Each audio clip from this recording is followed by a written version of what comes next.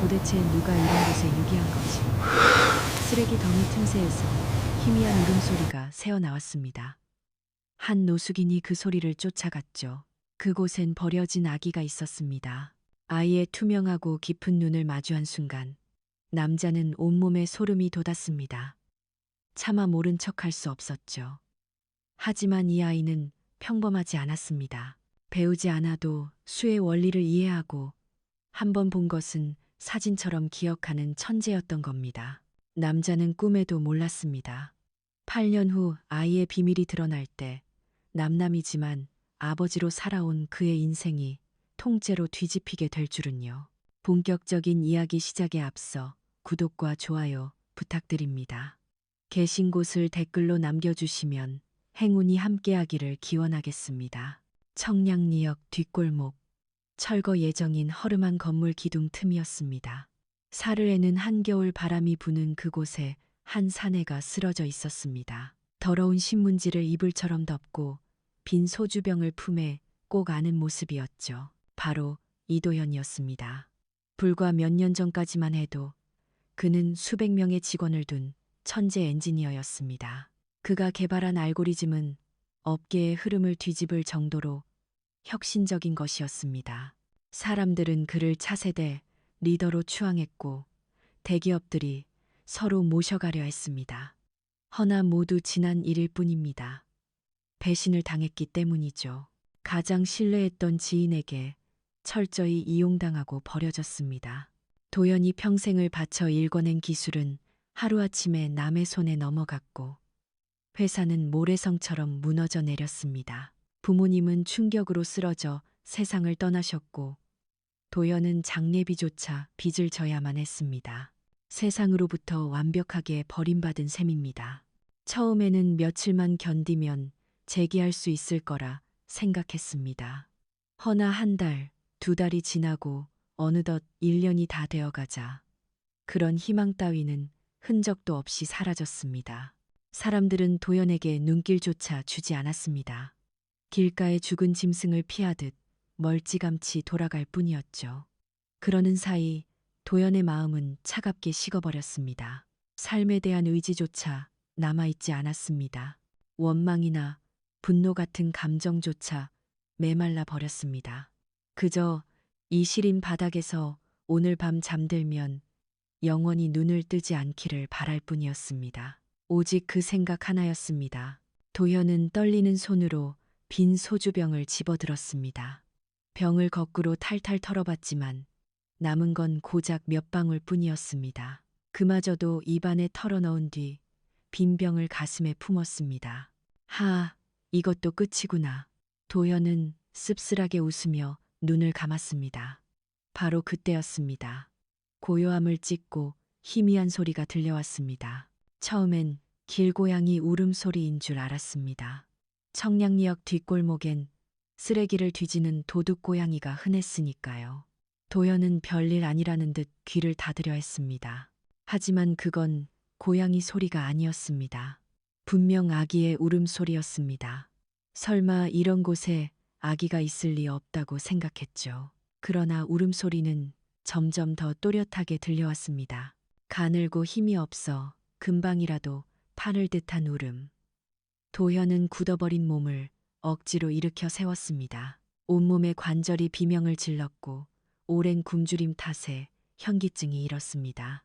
그럼에도 그 울음소리를 무시할 수 없었습니다. 무언가에 홀린 듯 도현은 비틀거리며 소리가 나는 방향으로 발걸음을 옮겼습니다. 쓰레기 더미 사이였습니다. 폐지와 헌 옷가지가 어지럽게 널려있는 그 지저분한 더미 한가운데 얇디 얇은 수건 한 장에 쌓인 핏덩이가 놓여 있었습니다. 아기였습니다. 갓 태어난 아기가 그곳에 있었습니다. 온몸은 추위로 파랗게 질려 있었습니다. 조그만 입술은 파르르 떨리고 있었고 가느다란 손가락은 허공을 향해 살려달라는 듯 뻗어 있었습니다. 도연은 그 자리에 못 박힌 듯 멈춰 섰습니다. 누가 이런 짓을 저지른 걸까? 세상이 어찌 이토록 잔인할 수 있단 말인가? 도현은 멍하니 아기를 내려다보았습니다. 하지만 곧이어 전혀 다른 생각이 뇌리를 스쳤습니다. 신고해야 하나? 도연은 중얼거리다 고개를 세차게 저었습니다. 아니야. 안 돼. 나 같은 노숙인이 아기를 데려가면 결과는 뻔해. 유괴범으로 누명을 쓸 게 분명해. 경찰이 와서 신원 조회를 하는 순간 내 과거가 다 까발려질 거야. 그럼 난 정말 끝이야. 도연은 뒷걸음질 쳤습니다. 내 인생도 시궁창인데 누굴 돕겠어. 내 몸 하나 건사하기도 벅찬데. 그는 비겁하게 고개를 돌렸습니다. 아기의 울음소리가 등 뒤에서 비수처럼 꽂혔지만 도연은 이를 악물고 그 자리를 피하려 했습니다. 바로 그때였습니다. 누군가 도연의 소매 끝을 필사적으로 붙잡았습니다. 기택이었습니다. 기택은 도연과 함께 이 거리에서 동고동락해온 동료 노숙인이었습니다. 한때는 건설 현장에서 일하던 인부였으나 사고로 다리를 다친 후 일자리를 잃고 거리로 나앉았다고 했습니다. 도연보다 10살은 위였고 겨울마다 도지는 기침 때문에 몸이 성한 곳이 없었죠. 며칠 전부터 기택의 몸 상태가 예사롭지 않았습니다. 기침을 할 때마다 핏덩이가 섞여 나왔고 숨을 쉴 때마다 가슴 깊은 곳에서 쇳소리가 났죠. 도연이 병원에 가자고 재촉했지만 기택은 고개를 저었습니다. 기택은 자신의 삶이 얼마 남지 않았음을 직감하고 있었던 겁니다. 그런 기택이 지금 남은 기력을 모두 쥐어짜 도연의 옷자락을 붙들고 있었습니다. 기택이 거친 숨을 몰아쉬며 품 안에서 무언가를 꺼내 들었습니다. 때가 꼬질꼬질한 비닐봉지였죠. 기택은 떨리는 손으로 그 봉지를 도연의 손바닥에 꽉 쥐어 주었습니다. 도연이 봉지를 열어보니 안에는 구겨진 지폐와 동전들이 가득 들어 있었어요. 31만 4 영원. 기택이 길거리에서 구걸하고 폐지를 줍고 빈캔을 팔아 평생 모은 전 재산이었습니다. 도연의 눈이 휘둥그레졌습니다. 이게 뭡니까? 기택 씨. 이러면 안 돼요.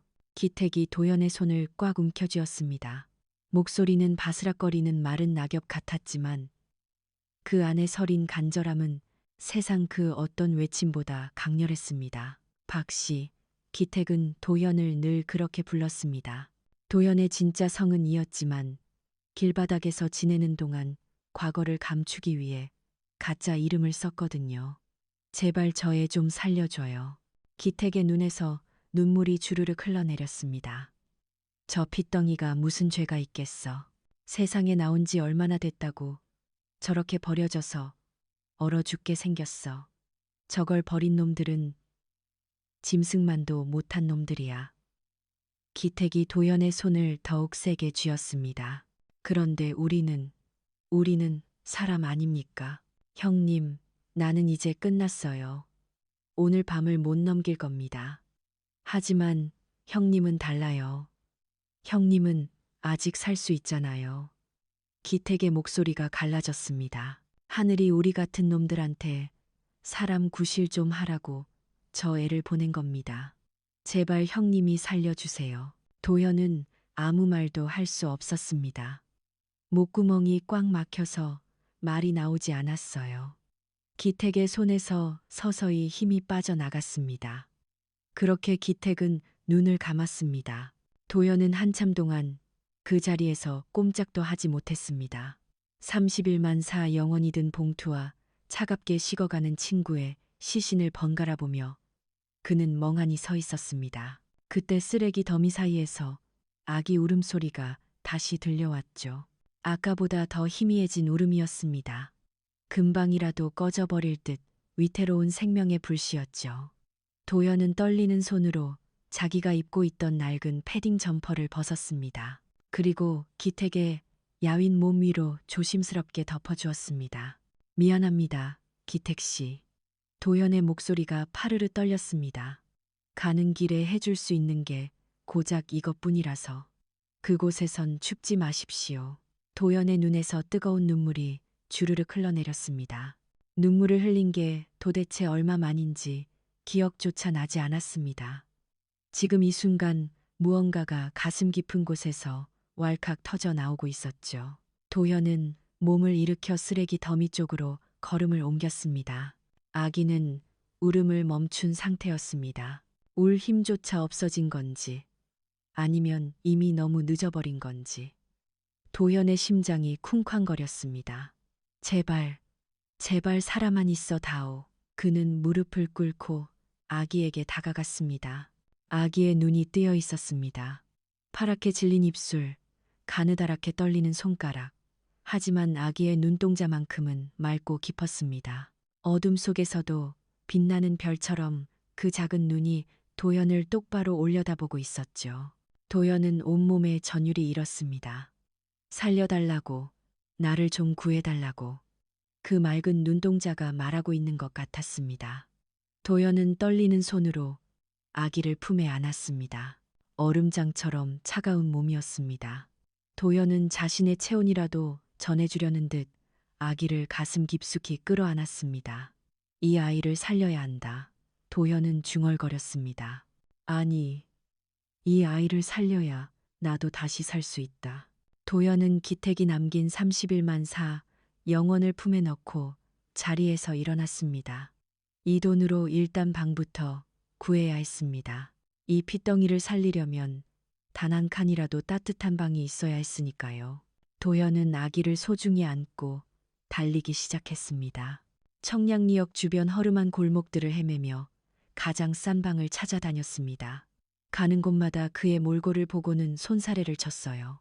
하지만 도연은 포기하지 않았습니다. 마침내 후미진 골목 끝에서 낡은 고시원을 발견했습니다. 한 달 입실료 30만 원. 도연은 기택이 남긴 돈을 내밀었습니다. 주인은 의심스러운 눈초리로 도연을 훑어보았지만 현금을 확인하고는 마지못해 열쇠를 건넸습니다. 비좁고 허름한 고시원 방이었지만 바닥에는 온기가 돌았습니다. 도연은 조심스럽게 아기를 장판 위에 내려놓았습니다. 그 순간 아기의 작은 손이 움직였습니다. 도연의 새카맣게 그을린 손가락을 향해 뻗더니 꽉 움켜쥐었습니다. 그 작은 힘에 도연은 와르르 무너져 내렸습니다. 울음이 터졌습니다. 도연은 아기 손을 잡은 채로 엉엉 울었습니다. 그래, 다시 살아보자. 도연은 눈물 속에서 다짐했습니다. 내가 너를 위해서라도 다시 사람이 되어 볼게. 내가 너를 지켜줄게. 도연은 아기 목에 걸린 것을 발견했습니다. 줄이 끊어진 금목걸이였습니다. 누군가가 아기에게 남긴 유일한 흔적이었습니다. 도연은 그 목걸이를 꽉 움켜쥐며 마음을 다잡았습니다. 더 이상 그는 거리를 떠도는 불황자가 아니었습니다. 이 아이를 책임져야 할 가장으로 새롭게 시작하는 것입니다. 그날 밤 도연은 뜬 눈으로 밤을 지새웠습니다. 아이를 구하긴 했지만 앞으로는 어찌해야 할까? 도연의 머릿속은 온통 고민으로 가득 찼습니다. 그러나 우선 해결해야 할 과제가 있었습니다. 아이에게 이름을 붙여주는 일이었죠. 도연은 창문 밖을 응시했습니다. 동이 터오고 있었습니다. 어둠이 걷히고 은은한 아침 햇살이 물결처럼 번져오고 있었어요. 은결. 도연의 입에서 무심코 그 이름이 새어나왔습니다. 그래, 너는 은결이다. 이은결. 기택이 마지막으로 남겼던 말이 스쳤습니다. 신이 우리 같은 놈들도 사람답게 살아보라고 저 아이를 보낸 거야. 그 말 맞다나 이 아이는 정말로 신이 내려준 축복 같았습니다. 며칠 후 도연은 아이를 품에 안고 시청으로 향했습니다. 심장이 요동쳤습니다. 출생신고 창구 앞에 앉아 손이 너무 떨려 펜을 제대로 켭 수조차 없었습니다. 담당 공무원이 신청서를 건네며 말했습니다. 아이 아버님 되시죠? 여기 성함과 주민등록 번호 적어주시고요. 아이 이름하고 생년월일도 작성해 주세요. 도연은 잠시 주저했습니다. 본명을 적어야 할지 말아야 할지. 도연이라는 이름 석자를 적는 순간 지난 날이 전부 탈로 날 수도 있었으니까요. 망해버린 기업의 대표. 빚독촉에 시달려 야반도주한 도망자. 그 낙인이 다시 찍힐 수도 있었습니다. 그러나 도연은 펜을 힘주어 잡았습니다. 이 아이에게만은 부끄럽지 않은 아비가 되고 싶었습니다. 숨죽여 도망치는 아빠가 아니라 떳떳하게 고개 들고 사는 아빠가 되어주고 싶었습니다. 도연은 정성 들여 이름을 써 내려갔습니다. 이도연. 그리고 그 옆 빈칸에 아이의 이름을 채워 넣었습니다. 이은결. 아이 엄마 되시는 분은 안 오셨나요? 도연은 고개를 떨구었습니다. 저 혼자 키우게 됐습니다. 직원이 잠시 도연을 쳐다보았습니다. 꼬질꼬질한 옷차림, 거친 손, 며칠은 씻지 못한 듯한 몰골. 무슨 사정이 있는지는 몰라도 아이를 맡겠다는 아비의 눈빛만은 진심이었습니다. 알겠습니다. 미혼부 출생 신고로 접수해 드릴게요. 그렇게 서류 작성이 끝났습니다. 세상은 이도연을 실패한 사업가로 기억하겠지만 이 공문서 안에서 그는 그저 부모 모를 아기를 거둔 평범한 미혼부일 뿐이었습니다.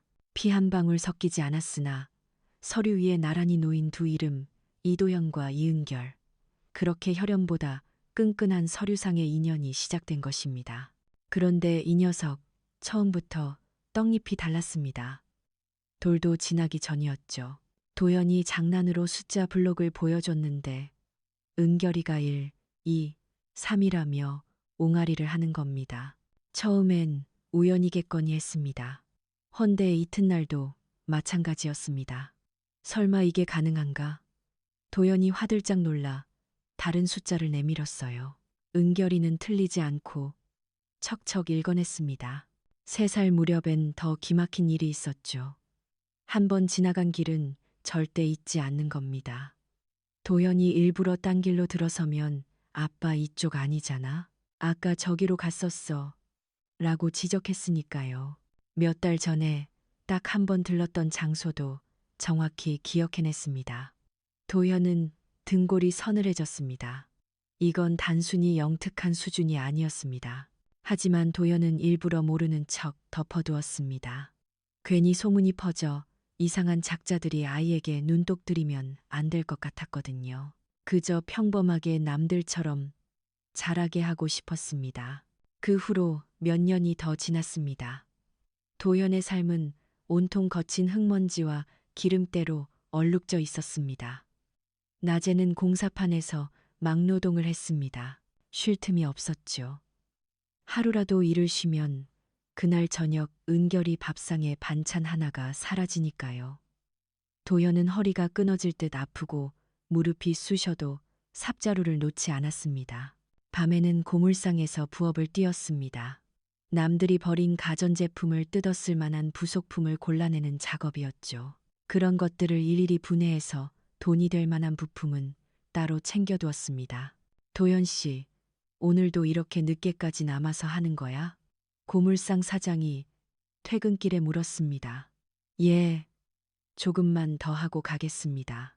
내일 애 학용품을 사줘야 해서요. 참 자식 건사하는 게 쉽지 않아. 그래도 도연 씨처럼 억척스러운 아빠는 요즘 보기 드물어. 사장은 혀를 내두르며 가게 문을 닫았습니다. 도연은 기름때 낀 손을 바지에 대충 문지르며 작업을 이어갔습니다. 그래도 도연의 입가엔 미소가 번졌습니다. 퇴근길 시장통에서 은결이가 환장하는 붕어빵 한 봉지를 사들고 집으로 달려갈 생각을 하면 그 고단함도 잠시 잊혔거든요. 은결아, 아빠 왔다. 도연이 문을 열고 들어서면 7살 은결이가 방에서 튀어나왔습니다. 아빠, 붕어빵이다. 은결이는 봉지를 받아들고 해맑게 웃음을 터뜨렸습니다. 그 미소 한 방이면 하루 종일 쌓인 피로가 눈 녹듯 사라지는 것 같았습니다. 은결이는 아빠의 고된 삶을 자양분 삼아 영민하게 성장했습니다. 또래 아이들이 장난감 로봇이나 인형을 가지고 놀 때 은결이는 아빠 곁에서 고무를 뜯어보고 다시 맞추는 놀이를 즐겼습니다. 망가진 라디오를 분해해 부속품을 관찰하고 멈춘 시계 뚜껑을 열어 톱니바퀴의 맞물림을 유심히 들여다보곤 했죠. 아빠, 이건 왜 여기 끼우는 거야? 그건 저 부품이랑 이어져야 움직일 수 있거든. 혼자선 꼼짝 못해도 둘이 만나면 돌아가는 거야. 아, 친구 같은 거구나. 혼자면 심심한데 같이 놀면 재밌는 거. 하하, 맞아. 우리 은결이가 아주 똑똑하네. 이런 놀이 덕분에 은결이는 기계를 만지는 감각이 탁월했습니다. 고장난 부위를 금세 찾아냈고 수리 방법도 단번에 알아차렸습니다. 그 중에서도 은결이가 가장 아끼는 장난감이 하나 있었습니다. 아빠가 지난날의 흔적으로 유일하게 간직한 낡은 가죽 수첩이었죠. 그 안에는 난해한 수식과 미완성된 도면들이 가득 차 있었습니다.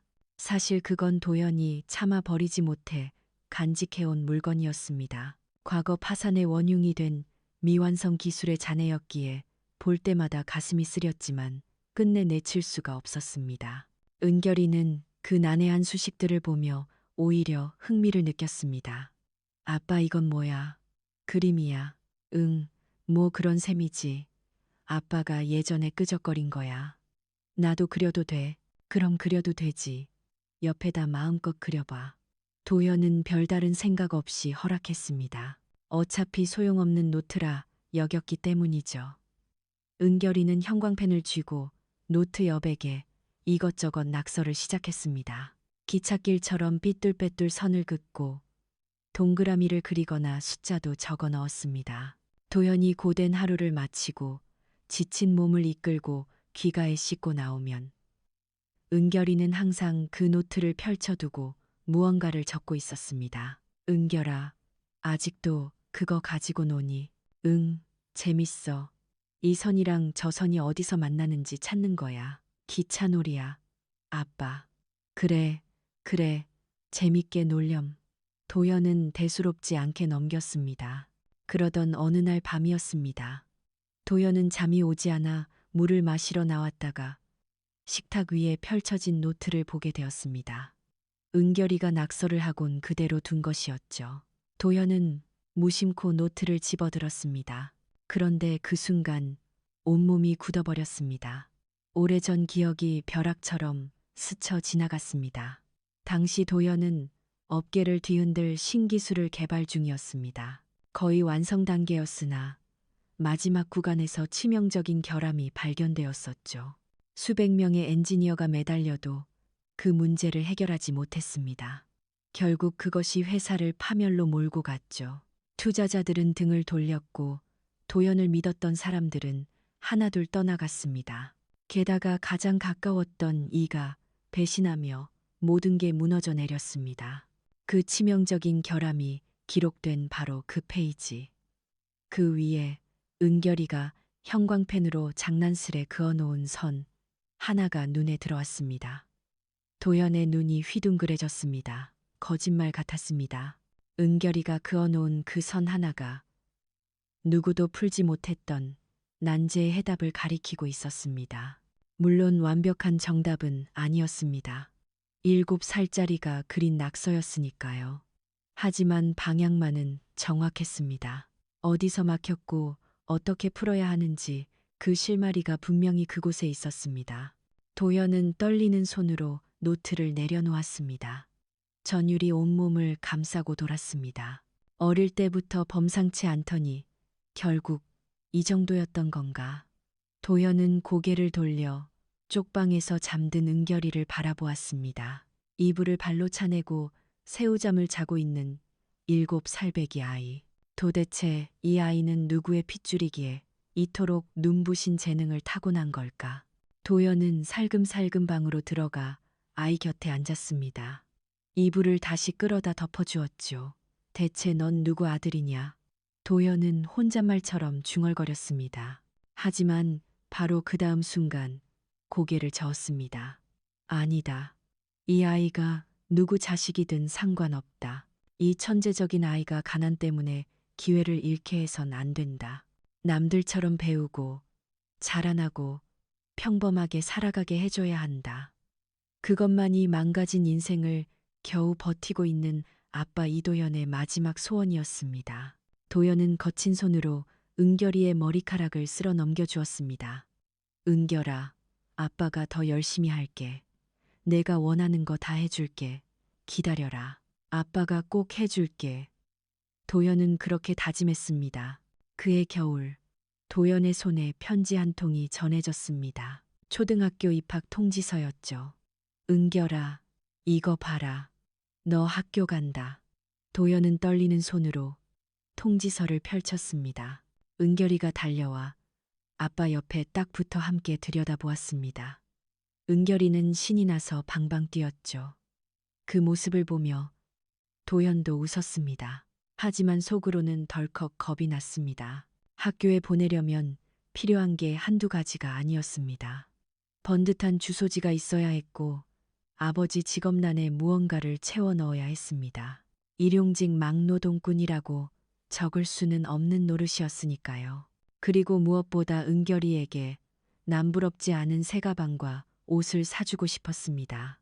도현은 밤새 고민했습니다. 좀 더 안정적인 직장이 필요했죠. 며칠 동안 발품을 팔아 여러 곳을 알아봤습니다. 하지만 쉽지 않았습니다. 보통 기업들은 이력서나 경력 기술서, 그리고 신원보증을 필수적으로 원했습니다. 옛날 일을 감추고 살아야 하는 도현에게는 그런 절차가 큰 압박이었죠.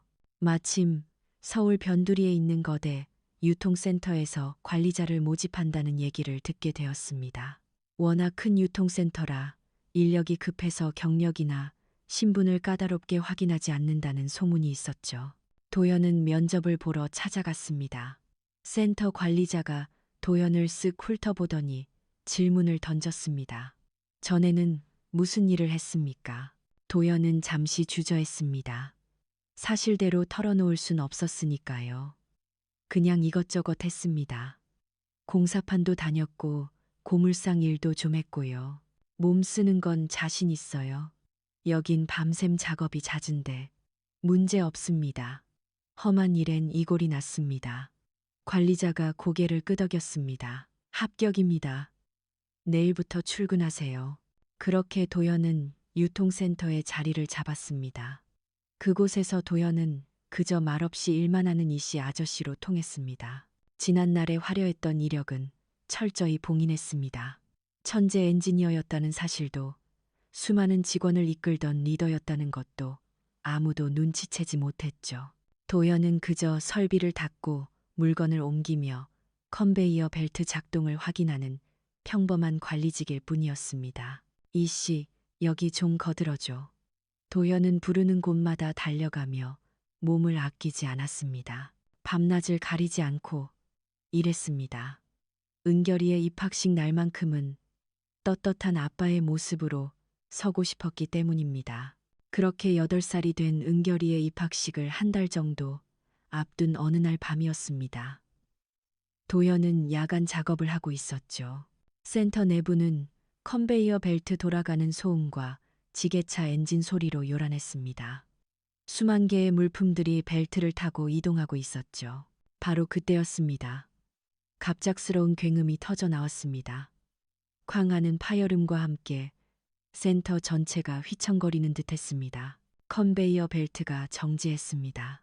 조명이 깜빡이더니 제어반의 붉은 경고등이 미친 듯이 깜빡거렸습니다. 뭐야? 무슨 상황이야? 사람들이 고함을 지르며 우왕좌왕하기 시작했습니다. 센터 전체를 관장하던 독일제 메인 컨트롤 시스템이 갑자기 셧다운된 것입니다. 이 시스템은 센터의 모든 유통 흐름을 제어하는 심장부였습니다. 이것이 멈추면 모든 작업이 올스톱되는 구조였죠. 벨트 위에는 수만 개의 화물이 그대로 멈춰 섰습니다. 출고를 기다리던 물량들이 전부 묶여버린 셈입니다. 현장은 삽시간에 아수라장으로 변했습니다. 빨리 기술팀 호출해 본사에 보고하고 독일 기술 지원팀에도 연락 넣어. 관리자들이 다급하게 뛰어다녔습니다. 하지만 누구도 손을 쓸 수가 없었습니다. 시스템 자체가 완전히 벽돌이 되어버렸으니까요. 사태는 점점 심각해졌습니다. 결국 책임 소재를 따지기 위해 경찰과 정밀 감식반이 현장에 출동했습니다. 누군가 고의로 시스템을 테러한 건 아닌지, 내부자 소행은 아닌지 수사하기 위해서였죠. 전 직원 신분증 검사하겠습니다. 일렬로 서세요. 경찰이 고함을 쳤습니다. 직원들이 하나둘 줄을 섰습니다. 신분증을 제시하고 거주지를 확인하며 간단한 신문을 받는 절차가 진행되었습니다. 도연은 센터 구석에서 그 모습을 지켜보았습니다. 심장이 쿵쾅거렸습니다. 죄를 지은 건 아니지만 공포가 밀려왔습니다. 제대로 된 거처도 없고 뚜렷한 직업 경력도 없는 자신의 처지가 드러날까봐 겁이 났습니다. 도연의 머릿속이 복잡해졌습니다. 신분증을 냈다가 거주지 불명으로 뜨면 어쩌지? 과거 파산 기록까지 조회되는 거 아냐? 그렇게 하나씩 털리다 보면 과거 몰래 올린 은결이의 호적 문제까지 들통날 수도 있어. 도연의 손끝이 떨려왔습니다. 유전적으로 아무런 연고도 없는 미혼부가 피 한 방울 섞이지 않은 아이를 친자로 신고한 사실. 만약 그게 걸리면 유괴범이라는 누명을 쓸 수도 있어. 그럼 은결이를 시설에 뺏기게 되는 건가? 등줄기에 식은땀이 흘렀습니다. 이씨, 당신도 신분증 꺼내놔. 관리자가 큰 소리로 재촉했습니다. 도연은 본능적으로 몸을 숨겼습니다. 사람들 틈바구니에 섞여 슬금슬금 뒤로 물러났습니다. 여기서 신분이 노출되느니 은결이를 데리고 다시 도망치는 게 낫겠다. 도연은 그렇게 판단했습니다. 캐비닛 앞으로 달려가 낡은 가방을 챙겼습니다. 그때 가방 안에서 무언가가 도연의 손에 잡혔습니다. 낡은 가죽 노트였죠. 늘 품고 다니던 옛날 기술 노트였습니다. 도연은 급히 그걸 가방에 쑤셔 넣으려다 멈칫했습니다. 노트 뒷장이 눈에 들어왔기 때문입니다. 거기에는 은결이가 크레용으로 삐뚤빼뚤하게 그려놓은 낙서가 있었습니다. 도연이 밤새 붙들고 들여다보았던 바로 그 낙서였죠. 아빠, 여기 빈칸에 기차를 세워두면 안 돼. 내가 옆으로 길을 뚫어줬어. 은결이가 했던 말이 떠올랐습니다. 숫자와 수식 사이에 장난처럼 그어놓은 선들, 기찻길을 그리듯 이어놓은 삐뚤빼뚤한 선들. 머릿속에서 무언가가 번쩍였습니다. 지금 이 센터에서 벌어지고 있는 사태, 멈춰버린 메인 시스템, 그 지긋지긋한 오류를 풀 수 있는 열쇠가 바로 거기에 있었습니다. 데이터 병목 현상. 도연은 유통센터에서 근무하며 그 시스템의 메커니즘을 어느 정도 꿰뚫고 있었죠. 이 독일산 시스템은 태생적으로 치명적인 결함이 있었습니다. 트래픽이 한순간에 폭주하면 처리 속도가 현저히 떨어지다 못해 아예 셧다운되는 일이 반복되곤 했으니까요. 기술팀은 물론이고 독일 본사의 전문가들조차 두 손 두 발 다 든 난제였습니다. 그런데 은결이가 무심코 그어놓은 이 선, 즉 우회로가 정답이었던 겁니다. 도현조차 미처 생각지 못했던 완벽한 알고리즘의 해법이 그 안에 담겨 있었습니다. 데이터가 정체되면 측면으로 우회시켜 분산 처리하면 그만인 것이죠. 마치 기차가 막힐 때 격기를 터주면 해결되는 이치처럼요. 저 멀리서 경찰들의 목소리가 서서히 옥죄어 오고 있었습니다. 저쪽 구역은 다 뒤져봤어? 아직입니다. 지금 확인하러 갑니다. 도연은 선택의 기로에 놓였습니다. 당장 도주한다면 은결이와 함께 다시 거리로 나앉아야만 했죠. 또다시 정처 없이 떠돌며 숨죽여 살아야 했습니다. 은결이의 입학식 또한 없던 일이 될 테고요. 하지만 이 낙서 속의 수치를 시스템에 적용한다면 도연은 심장이 요동치는 것을 느꼈습니다. 이 지긋지긋한 밑바닥 생활을 청산할 수 있을지도 몰라. 은결이에게 떳떳한 아빠가 될 수 있을지도 모른다고. 더는 숨어 지내지 않아도 돼. 도연은 가방을 바닥에 내려놓았습니다. 노트를 힘주어 쥐었죠. 경찰들의 발소리가 턱 밑까지 쫓아오고 있었습니다. 도연은 몸을 틀었습니다. 도주로가 아닌 메인 서버실을 향해서였습니다. 그리고는 죽을 힘을 다해 질주하기 시작했습니다. 심장이 터져버릴 것만 같았죠. 등 뒤로 경찰들의 발소리가 요란하게 울려 퍼지고 있었습니다. 서버실 앞에 당도했을 때 문이 막 닫히려는 참이었습니다. 자동문이었죠. 서서히 닫히고 있는 육중한 철문. 도현은 이를 악물고 몸을 날렸습니다. 좁아지는 문틈 사이로 간신히 몸을 구겨 넣었죠. 쿵 하는 둔탁한 소리와 함께 문이 완전히 닫혔습니다. 서버실 내부는 고요했습니다. 수십 대의 서버렉이 도열해 있었고 형형색색의 LED가 깜빡이고 있었죠. 하지만 메인 콘솔 쪽에서는 붉은 경고등이 미친 듯이 전멸하고 있었습니다. 시스템이 완전히 다운되었다는 방증이었죠. 도현은 거친 숨을 고르려 애썼지만 쉽지 않았습니다. 손끝이 파르르 떨리고 있었죠. 밖에서 인기척이 들려왔습니다. 이씨 못 봤어? 아까 이쪽으로 오던데.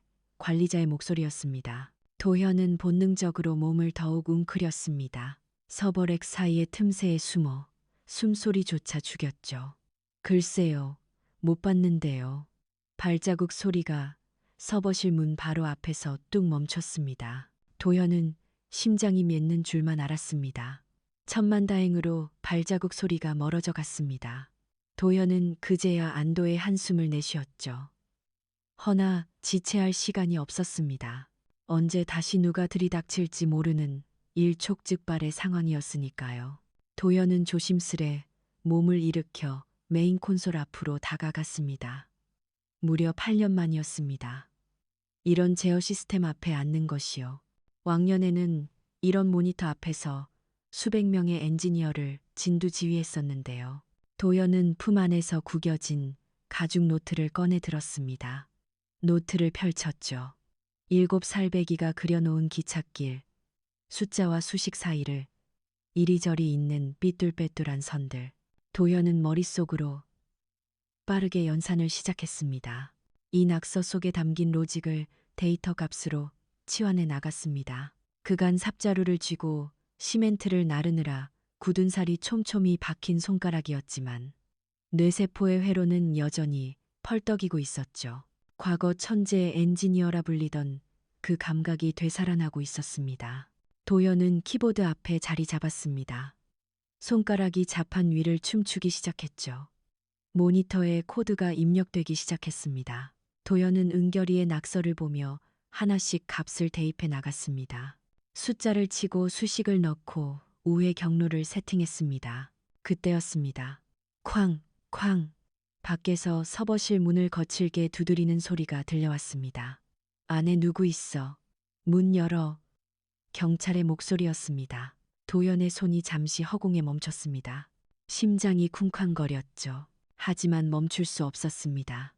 여기서 멈추면 모든 게 수포로 돌아갈 테니까요. 쾅, 쾅. 문을 두드리는 소리가 점점 더 거세졌습니다. 문 안 열면 강제로 개방할 거야. 안에 누구 있는 거야?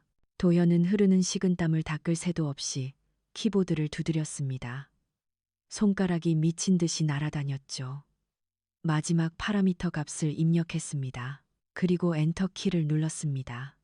잠시 정적이 감돌았습니다. 화면에서 붉은색 오류 코드가 자취를 감췄습니다. 대신 초록색 시그널이 깜빡이기 시작했죠. 그때 굉음과 함께 무언가가 작동하는 소리가 들려왔습니다. 멈춰 섰던 컨베이어 벨트가 다시 돌아가는 소리였습니다. 바닥을 타고 진동이 전해져 왔습니다. 센터 전체가 다시 숨쉬기 시작한 겁니다. 돌아간다. 기계가 살았어. 밖에서 환호성이 터져 나왔습니다. 사람들이 소리 지르며 분주히 뛰어다니는 소리가 들려왔죠. 바로 그때 서버실 문이 벌컥 열렸습니다. 경찰과 관리자들이 들이닥쳤죠. 안에 누가 있었어? 거기 꼼짝 마. 도현은 재빨리 노트를 품속에 갈무리했습니다. 그리고는 태연하게 제어반 옆에 떨어진 낡은 부품을 줍는 척하며 몸을 일으켰습니다. 뭐야, 이씨잖아. 관리자가 눈을 깜빡였습니다. 이씨, 여기서 뭐 하는 거야? 도연은 머리를 극적이며 대답했습니다. 기계에서 갑자기 굉음이 들리길래요. 뭔가 잘못됐다 싶어서 들어와 봤는데 제가 좀 만져봤습니다. 그는 일부러 투박한 사투리를 섞어서 말했습니다. 최대한 평범한 일용직 노동자처럼 보이려고요. 경찰이 의심스러운 눈초리로 도연을 쳐다보았습니다. 이 사람이 고쳤다고? 관리자가 제어판 화면을 확인했습니다. 시스템이 아주 정상적으로 돌아가고 있었습니다. 사람들이 웅성거렸습니다. 도연은 그저 어깨를 으쓱했습니다. 저도 잘 모르겠어요. 운이 좋았나 봅니다. 이 사건은 기적이라 불렸습니다. 독일 기술진도 포기했던 시스템을 이름 없는 일용직 노동자 이 씨가 살려냈다는 소문이 삽시간에 퍼졌습니다. 유통기업 본사에까지 그 소식이 전해졌습니다. 며칠 뒤 유통기업의 회장이 직접 유통센터를 찾아왔습니다. 도연은 평소처럼 작업복 차림으로 짐을 나르고 있었습니다. 그때 관리자가 급히 달려와서 말했습니다. 이 씨, 회장님이 오셨어. 빨리 와봐. 도연은 어리둥절한 채로 관리자를 따라갔습니다. 센터 한쪽에 검은 양복을 입은 사람들이 도열해 있었습니다. 그 가운데 백발의 노신사가 서 있었습니다. 유통기업의 회장이었습니다. 회장은 도연을 보자마자 다가와 거친 손을 덥석 잡았습니다. 자네가 이 씨인가? 네, 그렇습니다. 도연은 당황해서 제대로 대답도 못했습니다. 내가 소문 들었네. 독일 기술팀도 못 고친 걸 자네가 고쳤다면서. 아, 그게 그냥 운이 좋았습니다. 운이라, 허허, 겸손하군. 나도 오랫동안 이 업계에 있었지만 저 시스템을 고칠 수 있는 사람은 전 세계에 몇 명 안 돼. 그런데 우리 센터에서 짐 나르던 사람이 그걸 해냈다. 이건 운이 아니야. 실력이지. 회장이 도연의 손을 더 꽉 쥐었습니다. 이 씨, 당신 같은 인재가 왜 여기서 이러고 있었나? 정식으로 우리 기술 고문을 맡아주게. 대우는 확실히 해줄 테니까. 도연은 순간 말문이 막혔습니다. 기술 고문이라고요. 갑자기 그런 파격적인 자리를 제안받을 줄은 몰랐습니다. 솔직히 두려웠습니다. 기술 고문 자리를 맡으면 이력서도 내야 하고 과거도 밝혀야 할 것 같았거든요. 그러다가 도산했던 일이나 은결이의 호적 문제가 드러나면 어떡하지? 도연은 망설였습니다. 하지만 그때 은결이의 얼굴이 떠올랐습니다. 입학식 날 새 가방을 메고 학교에 가는 은결이, 그 옆에 번듯한 아빠가 서 있는 모습. 더 이상 숨어 살지 않고 당당하게 직업란에 기술 고문이라고 적을 수 있는 아빠. 도연은 고개를 들었습니다. 감사합니다. 열심히 하겠습니다. 그렇게 도연은 유통기업의 정식 기술 고문이 되었습니다. 첫 월급을 받은 날, 도연은 퇴근하자마자 시내로 나갔습니다. 백화점에 들어갔습니다.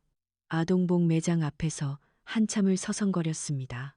예전에는 감히 들어갈 엄두도 못 냈던 곳이었죠. 도연은 파란색 책가방을 골랐습니다. 은결이가 그토록 갖고 싶어 하던 거였습니다. 도연은 가방 옆에 빳빳한 새 옷도 골랐습니다. 흰 셔츠, 검은 바지, 단정한 조끼. 입학식 날 입으면 딱 좋을 옷이었습니다. 그리고 무엇보다 도연은 전자제품 매장으로 향했습니다. 최신형 컴퓨터 한 대를 샀습니다. 지금까지 은결이는 고물상에서 주워온 구식 기계들만 가지고 놀았거든요.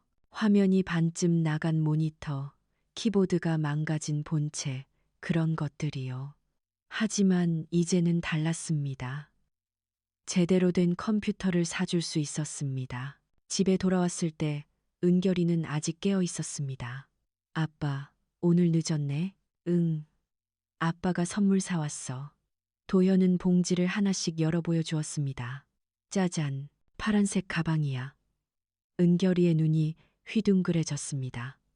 이거 내가 갖고 싶었던 거잖아. 아빠 진짜. 그럼 진짜지. 이것도 봐.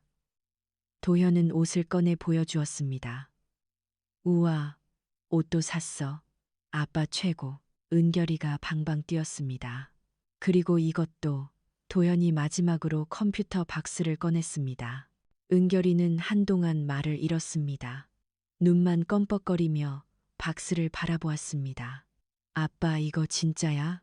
응, 진짜야. 이제 고장난 기계 말고 제대로 된 것서. 은결이의 눈에 눈물이 글썽거렸습니다. 아빠 고마워. 은결이가 도연의 품에 안겼습니다. 도연은 아이를 꼭 안아주었습니다. 그날 밤 도연은 컴퓨터를 설치해 주었습니다. 은결이는 신이 나서 이것저것 눌러보았습니다. 도연은 예전 가죽 노트를 스캔해서 화면에 띄워주었습니다. 은결이가 크레용으로 그렸던 낙서들, 숫자와 수식 사이에 그어놓은 선들. 그게 화면에 떠오르자 은결이는 신기한 듯 들여다보았습니다. 아빠, 내가 그린 거다. 그래, 은결이가 그린 거야. 이게 아빠를 도와줬어. 진짜 내가? 응. 은결이 덕분에 아빠한테 좋은 일이 생겼어. 은결이는 좋아서 씩 웃었습니다. 그리고 작은 손가락으로 키보드를 두드리기 시작했습니다. 아직 뭐라는 건지는 모르겠지만 뭔가를 입력해 보려고 시도하는 모습이었습니다. 도연은 그 모습을 바라보며 눈물이 핑 돌았습니다. 드디어 실감했습니다. 지긋지긋한 가난의 흔적을 씻어내고 평범한 가장으로서 누리는 소소한 행복, 그토록 바라던 순간이 마침내 찾아온 것이었죠. 그러나 도연은 꿈에도 몰랐습니다. 며칠 후 유통 대란을 잠재운 천재 엔지니어에 관한 기사가 경제면을 장식했거든요. 독일 기술진도 포기한 시스템, 무명 일용직이 되살리다라는 자극적인 헤드라인이었습니다. 심지어 기사에는 도연의 얼굴까지 공개되었습니다. 서울 중심가, 태성그룹 본사, 임원실, 한 사내가 그 기사를 정독하고 있었습니다. 40대 중반의 예리한 눈빛을 지닌 남자, 태성그룹의 조상무였죠. 조상무는 지면에 실린 사진을 보자마자 쥐고 있던 신문을 구겨버렸습니다. 이도현. 그의 입술 사이로 낮은 읍조림이 새어 나왔습니다. 이 녀석이 여태 살아있었군. 8년 전 제 손으로 철저히 묻어버렸다고 확신했던 놈. 그런 놈이 보란듯이 살아남아 그것도 번지르르한 기술 고문 명함을 달고 세상 밖으로 나온 겁니다. 이도현, 조 상무의 목소리엔 냉기가 서려 있었습니다. 8년 전 조 상무는 도연의 기술을 강탈했습니다. 도연이 피땀 흘려 만든 핵심 알고리즘을 가로채고 투자자들을 회유했죠. 게다가 조작된 증거들로 도연을 사기꾼으로 낙인 찍었습니다. 결국 도연의 회사는 순식간에 공중분해되었고 도연은 빈털터리가 되어 거리로 내몰렸습니다. 조상무는 그때 도연의 인생이 끝장났다고 믿었습니다. 재기는 불가능할 것이라고요. 헌데 지금 그자가 다시 모습을 드러낸 겁니다. 용납 못해 조상무가 뇌까렸습니다. 그는 지체 없이 비서를 호출했습니다. 이도현이라는 놈 신상 털어와. 현 주소, 직장, 가족 관계까지 싹 다. 하나도 놓치지 마. 알겠습니다. 비서가 허리를 굽히고 물러갔습니다. 며칠 후 비서가 보고서를 올렸습니다. 이도현, 현재 서울 외곽의 한 유통업체에서 기술 고문직을 맡고 있습니다. 거주지는 변두리의 허름한 빌라입니다. 가족으로는 아들이 하나 있습니다. 이름은 이은결, 8세이며 인근 초등학교 재학 중입니다. 아들, 조상무의 눈매가 날카로워졌습니다. 예, 미혼부로 등록되어 있고 아이 친모에 관한 기록은 전무합니다. 조상무는 잠시 상념에 잠기더니 이내 비릿한 미소를 지었습니다. 자식이 있다는 건 아킬레스건이 있다는 소리지. 좋아. 내 눈으로 직접 봐야겠군. 조상무는 그날부로 도연을 감시하기 시작했습니다. 직접 검은 세단을 몰고 도연의 빌라 근처로 가 잠복 근무를 섰죠. 확인하고 싶었습니다. 도연의 삶이 어떤지, 파고들 빈틈이 무엇인지 말입니다. 도연은 이른 아침 집을 나섰습니다. 출근길이었죠. 낡아빠진 가방에 남루한 차림으로 버스 정류장을 향해 걸어갔습니다. 조상무는 그 꼴을 보며 코웃음 쳤습니다. 꼴 좋군. 기술 고문 타이틀 달고 저게 무슨 추태야. 그렇게 감시를 이어가던 며칠 뒤 오후 조상무는 여느 때처럼 차 안에서 빌라를 주시하고 있었습니다. 웬일인지 도연이 평소보다 일찍 귀가하고 있었습니다. 그때 골목 맞은편에서 한 아이가 달려오는 게 보였습니다. 하교하는 길이었죠. 파란 책가방에 말끔한 새 옷을 입고 달려오고 있었습니다. 아빠, 아이가 우렁차게 불렀습니다. 도연이 뒤를 돌아보더니 환하게 웃으며 두 팔을 벌렸습니다. 은결아, 아이가 도연의 품으로 파고들었습니다. 도연은 아이를 번쩍 들어 올렸고 부자는 빙글빙글 돌며 웃음꽃을 피웠습니다. 아빠, 나 오늘 학교에서 칭찬 들었어. 정말 우리 은결이 뭐 했는데? 수학시험 100점 받았어. 와, 대단한데. 아빠가 오늘 맛있는 거 쏜다. 조상무는 차창 너머로 그 광경을 주시하고 있었습니다. 헌데 벼랑간 조상무의 얼굴에서 핏기가 싹 가셨습니다. 그는 소스라치게 놀라 차 유리를 내렸습니다. 눈을 비비고 재차 확인했죠. 아이의 얼굴. 그 얼굴을 마주한 순간 조상무의 심장은 얼음물에 처박힌 듯 싸늘하게 식어버렸습니다. 8살 배기 아이의 얼굴이 조상무가 평생 시기하고 두려워했던 한 사람과 판박이었기 때문입니다. 최진혁, 태성그룹의 전 후계자이자 조상무의 친형이었죠. 8년 전 형은 형수와 함께 사고로 세상을 등졌습니다. 갓난쟁이를 남겨둔 채로요.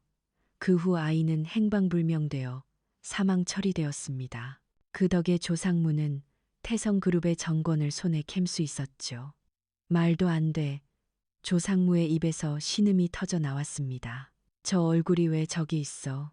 형이 환생해 돌아온 것만 같았습니다.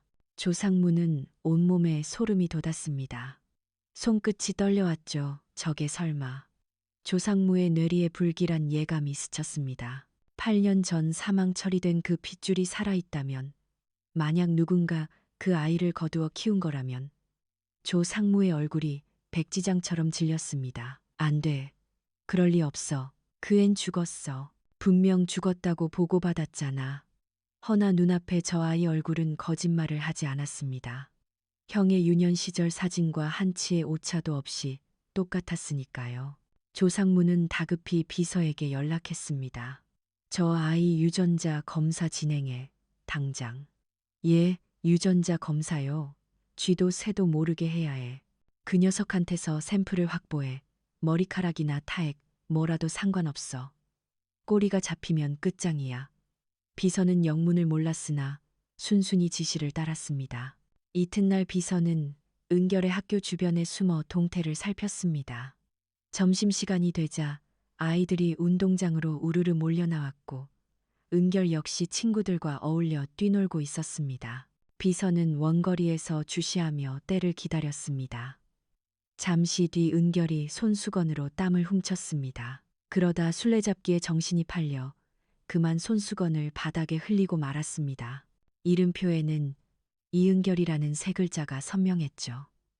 은결은 소지품이 떨어진 줄도 모른 채 친구들 틈에 섞여 멀어져 갔습니다. 비서는 잽싸게 접근해 바닥에 떨어진 손수건을 회수했습니다. 그러고는 마치 행인인 척 자연스럽게 현장을 빠져나갔습니다. 3일 후 조상무의 집무실 책상에 친자 확인 보고서가 도착했습니다.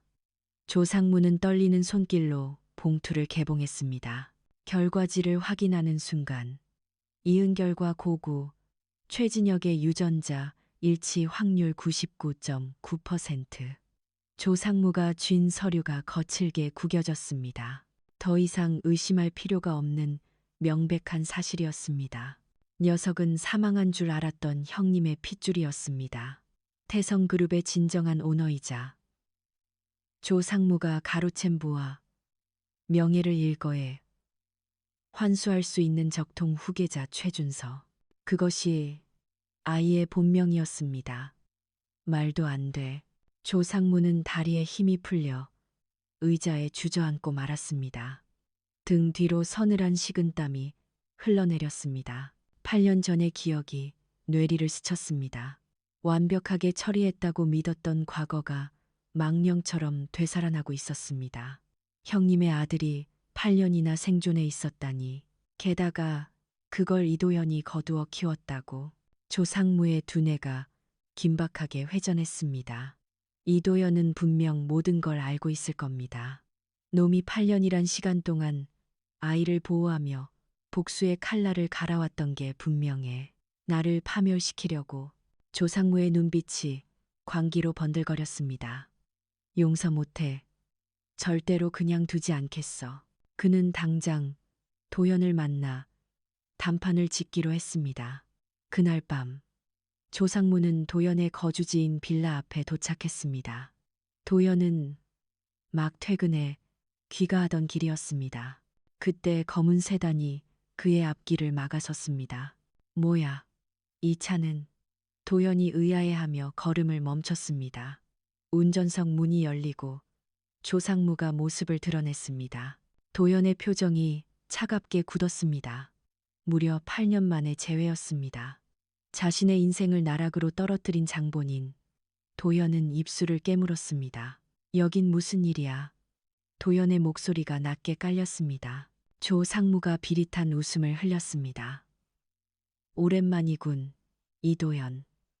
기술 고문으로 일한다더니 꼴이 그게 뭔가. 용것만 말해.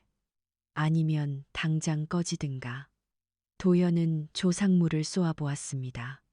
조상무가 위협적으로 한 걸음 다가오며 서늘하게 내뱉었습니다. 이도현, 뒤에서 호박씨 까는 재주는 여전하구나. 무슨 헛소리야. 그 꼬맹이 말이다.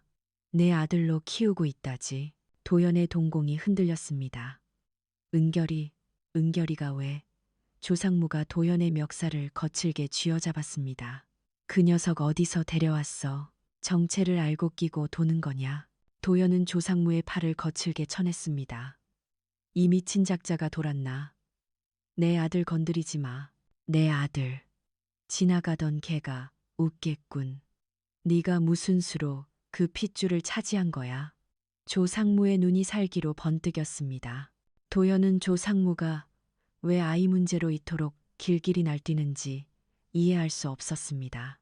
그저 과거의 악연으로 시비를 건다고만 여겼죠. 나를 망가뜨리더니 이젠 자식까지 건드리려고. 내 아들은 내가 지켜. 도연이 일갈했습니다. 조상무는 도연의 눈을 유심히 살폈습니다. 진실을 전혀 모르는 눈치였습니다. 녀석은 아이의 정체도 그 가치도 모르고 있었습니다. 멍청한 놈. 조상무는 속으로 쾌재를 불렀습니다. 하지만 그 무지가 오히려 화근이 될 수도 있다고 판단했습니다. 도연이 진실을 깨닫는 순간 더 골치 아픈 일이 벌어질 테니까요. 조상무는 한 발 물러섰습니다. 좋아, 어디 두고 보자. 이번엔 아주 재기불능으로 만들어주지. 조상무가 차에 올라타며 으름장을 놓았습니다. 창문을 내리고 마지막 경고를 날렸습니다.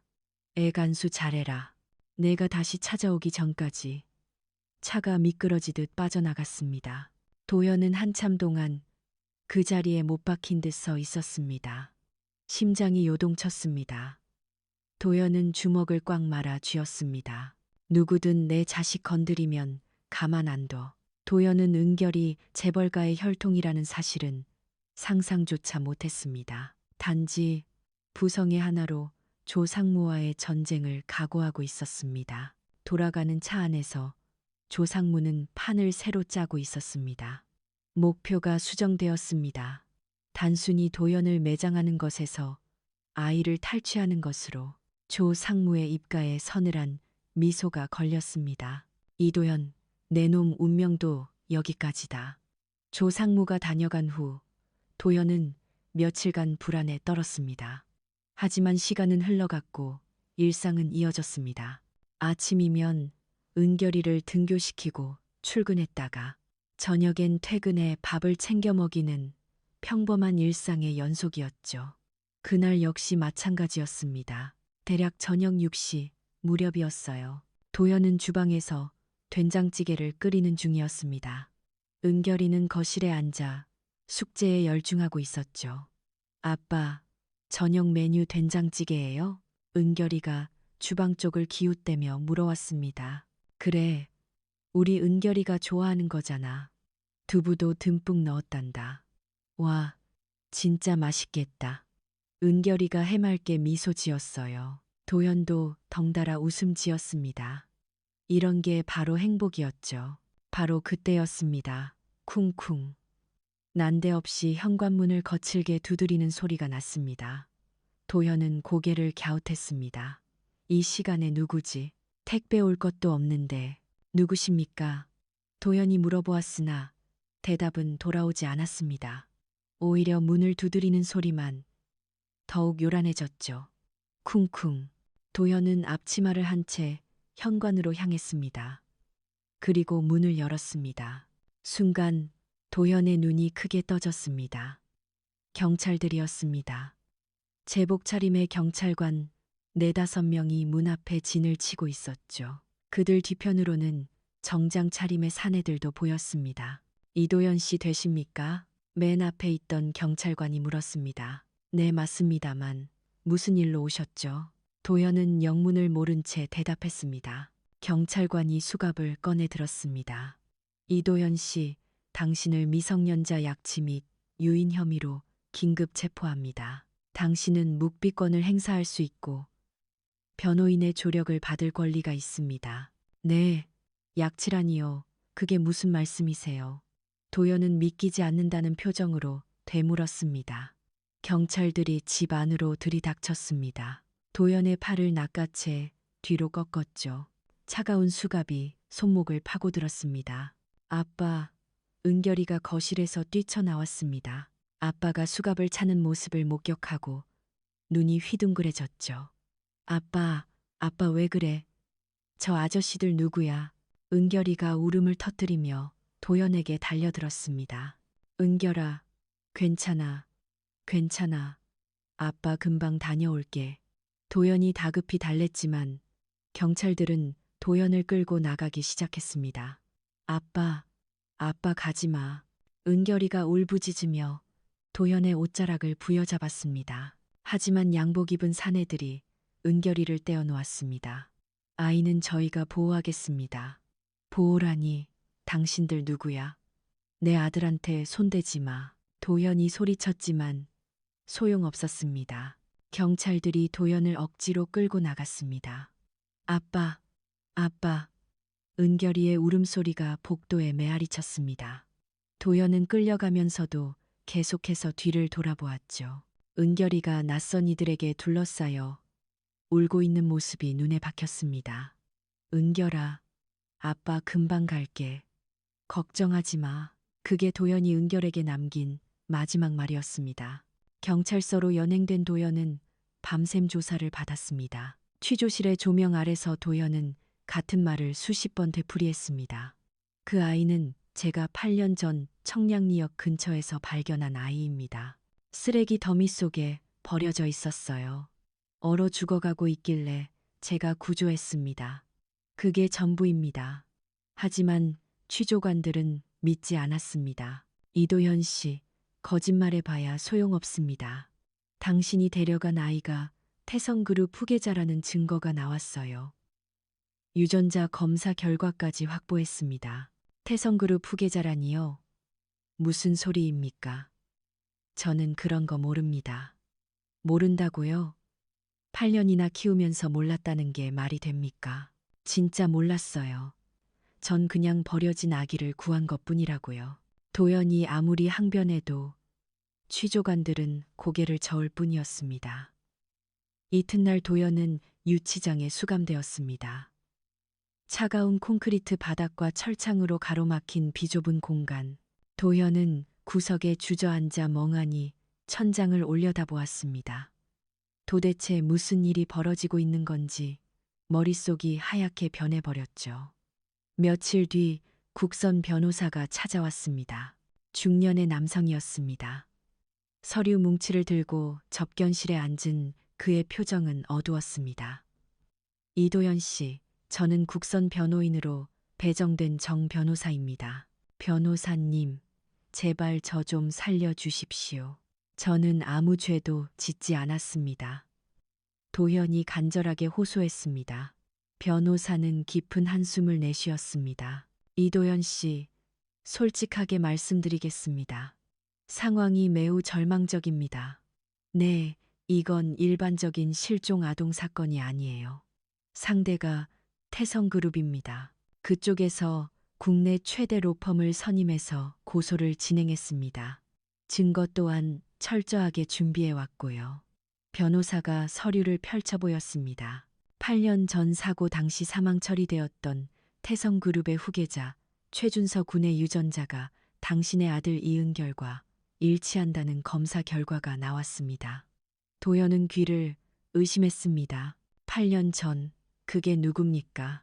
태성그룹 전 회장의 손자이자 유일한 적통 후계자입니다. 8년 전 부모와 함께 사고를 당해 사망 처리됐었는데 그 아이가 바로 당신이 키운 이은결이라는 겁니다. 도연은 머릿속이 하얘졌습니다. 재벌집 자식이라고요? 은결이가. 네, 이건 단순한 양육이 아니라 재벌가 상속자를 유괴한 중범죄로 다뤄지고 있습니다. 말도 안 돼. 도연이 벌떡 일어났습니다. 은결이는 제가 직접 거둔 아이예요. 청량리역 쓰레기장 구석에서 다 죽어가던 갓난아기를 내 품으로 감싸 안아 살려냈습니다. 아무도 거들떠보지 않던 그 아이를 내가 8년이나 키웠단 말입니다. 도연이 유치장 쇠창살을 부여잡고 울부짖었습니다. 정 변호사는 딱하다는 듯 고개를 가로저었어요. 심정은 이해합니다. 허나 법리적인 해석은 다를 수밖에 없습니다. 조상무 쪽에서는 당신이 아이 정체를 미리 알고 계획적으로 유괴했다고 몰아세우고 있습니다. 태성그룹의 앙심을 품고 후계자를 납치해 신분을 위조했다는 논리죠. 말도 안 되는 소리예요. 전 걔가 누구 아들인지 꿈에도 몰랐어요. 입증하기가 쉽지 않아요. 객관적인 물증이 없지 않습니까? 도연은 다리가 풀려 그 자리에 주저앉고 말았습니다. 그리고 한 가지 더 전해드릴 게 있습니다. 정 변호사가 조심스레 입을 뗐습니다. 이미 아이는 친권자 변경 신청이 받아들여져 태성그룹 쪽으로 인계됐습니다. 지금쯤 그 집안 저택에 가 있을 겁니다. 도연의 눈이 튀어나올 듯 커졌습니다. 은결이가 우리 은결이를 뺏어갔다고요? 법의 테두리 안에서는 원래 보호자에게 인도된 것뿐입니다. 당신에겐 친권이 없으니까요. 도연은 그 자리에서 와르르 무너졌습니다. 가슴 밑바닥에서부터 비명에 가까운 통곡이 터져 나왔습니다. 은결아, 은결아. 도연은 바닥을 구르며 오열했습니다. 꼬박 8년이었습니다. 먹이고 입히고 재우며 품에 안았던 시간. 아프면 밤새 간호하고 기쁠 땐 함께 웃고 슬플 땐 눈물을 닦아주었던 세월. 그 8년이라는 시간이 단숨에 잿더미가 되었습니다. 정 변호사가 돌아간 뒤 도연은 유치장 구석에 처박혀 밤새도록 울었습니다. 머릿속이 엉망진창이었습니다. 은결이가 재벌집 자식이라는 것도 놀라웠지만 더 기가 막힌 건 따로 있었습니다. 그 재벌가가 하필이면 태성그룹이라는 사실. 8년 전 도연의 기술을 탈취하고 회사를 도산시키고 부모님마저 죽음으로 내몰았던 그 철천지 원수의 집안. 도연은 잇몸에서 피가 나도록 이를 악물었습니다. 그 원수놈들의 핏줄을. 난 그것도 모르고 8년이나 내 목숨보다 귀하게 키웠던 거야. 아이를 향한 그 지고지순했던 사랑이 법 앞에서는 파렴치한 범죄로 낙인 찍히고 있었습니다. 세상 천지에 이토록 잔혹한 아이러니가 또 있을까요? 도현은 유치장 천장을 멍하니 응시하며 뇌까렸습니다. 조상무, 그 악마 같은 새끼가 결국 내 인생을 2번이나 난도질하는구나. 8년 전엔 기술과 회사, 부모님을 앗아가더니 이젠 아들놈까지 뺏어갔습니다. 하지만 도연을 정말로 미쳐버리게 만드는 건 따로 있었습니다. 바로 은결이었습니다. 지금 이 순간 우리 은결이는 어디서 뭘 하고 있을까? 낯선 집에서 낯선 사람들에게 둘러싸여 아빠를 찾으며 목 놓아 울고 있을 겁니다. 공포에 질려 방구석에 웅크리고 있을지도 모릅니다. 그 상상을 하니 심장이 갈기갈기 찢겨 나가는 듯 했습니다.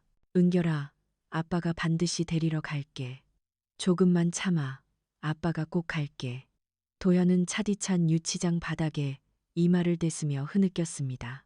원수의 자식이라는 진실보다 지금 이 순간 아빠만 애타게 기다릴 은결이 얼굴이 아른거려 견딜 수가 없었습니다. 피 한 방울 섞이지 않았어도 은결이는 도현의 아들이었습니다. 그 사실만큼은 천지가 개벽해도 변하지 않았습니다. 도현이 차가운 유치장 바닥에서 뜬 눈으로 밤을 지새우고 있을 때 은결이는 전혀 다른 세상에 놓여 있었습니다. 태성그룹 본가 저택은 높은 담벼락에 둘러싸여 있었고 곳곳에 경호원들이 배치되어 있었습니다. 마치 궁궐 같았지만 은결이에게는 감옥이나 진배 없었습니다. 은결이는 저택 2층의 널찍한 방에 갇혀 있었습니다. 방은 호화로웠습니다. 킹사이즈 침대, 폭신한 카펫, 최신형 TV, 온갖 장난감들까지. 또래 아이들이라면 환장할 만한 것들이 가득했죠. 식탁에는 산해진미가 차려져 나왔습니다. 구경조차 해본 적 없는 값비싼 요리들이었습니다. 하지만 은결이는 손도 대지 않았습니다. 방구석에 쭈그리고 앉아 입을 꾹 다물고만 있었어요. 눈은 퉁퉁 부어 충혈되어 있었고 뺨에는 마른 눈물 자국이 선명했습니다. 아빠, 은결이는 혼잣말처럼 중얼거렸습니다. 아빠 어디 있어? 나 좀 데리러 와. 문이 열리는 소리가 들렸습니다. 은결이가 고개를 들었습니다. 검은 슈트를 입은 남자가 들어오고 있었습니다. 조상무였습니다. 조상무는 부드러운 미소를 지으며 은결에게 다가왔습니다. 마치 인자한 삼촌처럼 보이려고 애쓰는 낯짝이었습니다. 준서야. 조상무가 은결이를 불렀습니다. 은결이는 대꾸하지 않았습니다. 그 이름이 자기 이름이라는 사실조차 받아들이기 싫었습니다. 밥을 안 먹었다면서 입에 안 맞니? 다른 거 시켜줄까? 조상무가 은결이 옆에 쪼그리고 앉으며 말했습니다. 그리고 손을 뻗어 은결이의 머리를 쓰다듬으려 했습니다. 은결이는 본능적으로 몸을 피했습니다. 휙 하고 고개를 돌렸습니다. 마치 징그러운 뱀을 피하듯이요. 조상무의 눈빛이 순간 서늘하게 변했다가 다시 온화한 표정으로 돌아왔습니다. 무서워하지 마라. 나는 내 삼촌이야. 내 진짜 가족이란다. 아저씨 누군데요? 난 아저씨 몰라요. 은결이가 처음으로 입을 떼었습니다. 목소리가 떨리고 있었어요.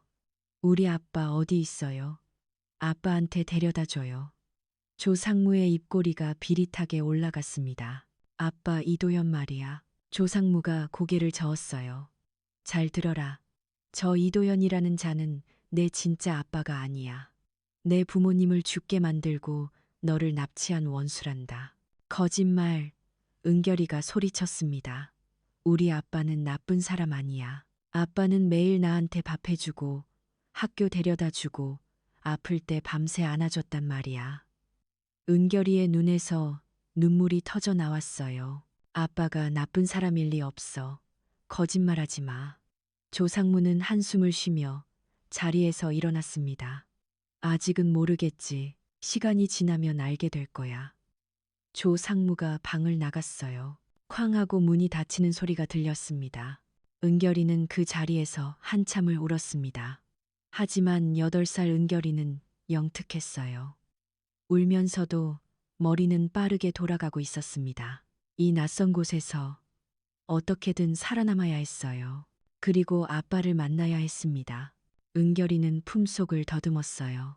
거기엔 소중한 것들이 있었습니다. 압송되던 그 긴박한 순간, 은결이는 필사적으로 2가지를 챙겼어요.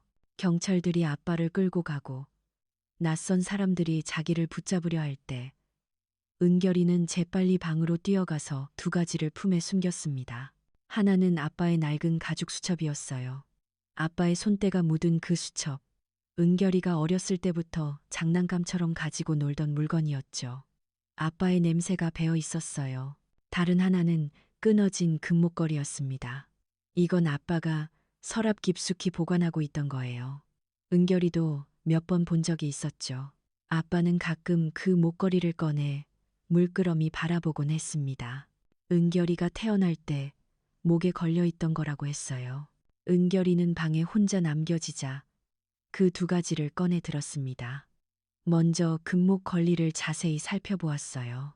예전에는 그냥 예쁜 목걸이라고만 생각했는데 지금 보니 뭔가 이상했습니다. 목걸이 펜던트 부분이 살짝 두꺼웠어요. 은결이는 손톱으로 펜던트 가장자리를 긁어보았습니다. 틱하고 작은 틈이 벌어졌어요. 펜던트가 열렸습니다.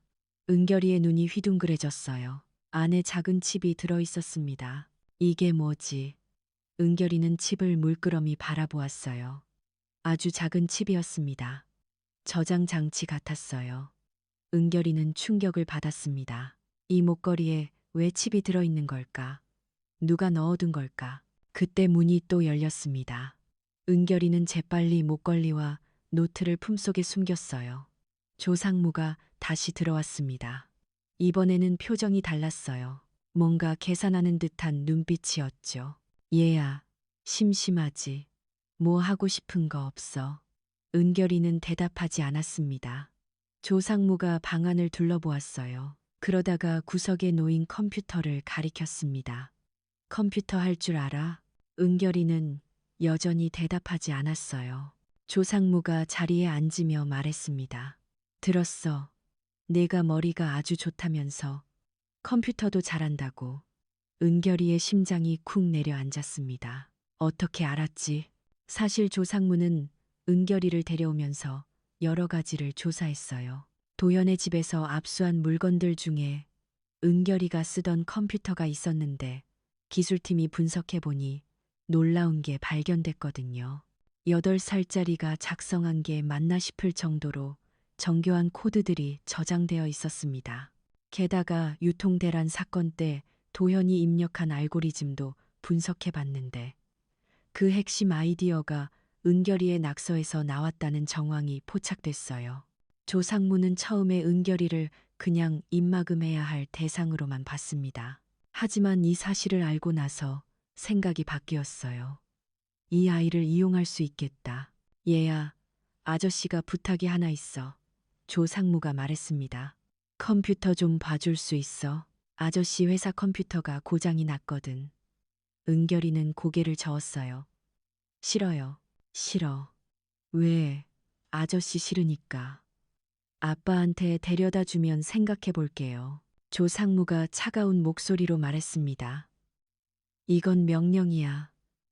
내 아빠가 지금 어디 있는지 알아? 감옥이야. 유괴범으로 잡혀갔어. 은결이의 얼굴이 새하얘졌습니다. 아빠가 빨리 나오려면 네가 협조해야 해. 안 그러면 아빠는 평생 감옥에서 못 나와. 은결이는 눈물을 흘렸어요. 아빠를 도와주고 싶으면 아저씨 말 들어. 알았지. 은결이는 결국 고개를 끄덕였습니다. 조상무는 은결이를 지하의 비밀 서버실로 데려갔어요. 그곳에는 수십 대의 컴퓨터가 있었습니다. 화면마다 복잡한 코드와 숫자들이 떠 있었죠. 여기 시스템에 문제가 있어. 네가 고쳐줘야 해. 조상무가 말했습니다. 사실 이 시스템은 태성그룹의 비자금 세탁용 알고리즘이었어요. 8년 전 도연이 개발했던 기술을 훔쳐서 만든 것이었죠. 하지만 한 가지 문제가 있었습니다. 도연이 쫓겨나기 직전 시스템에 자물쇠를 걸어두었던 거예요. 0.001%의 보안 로직.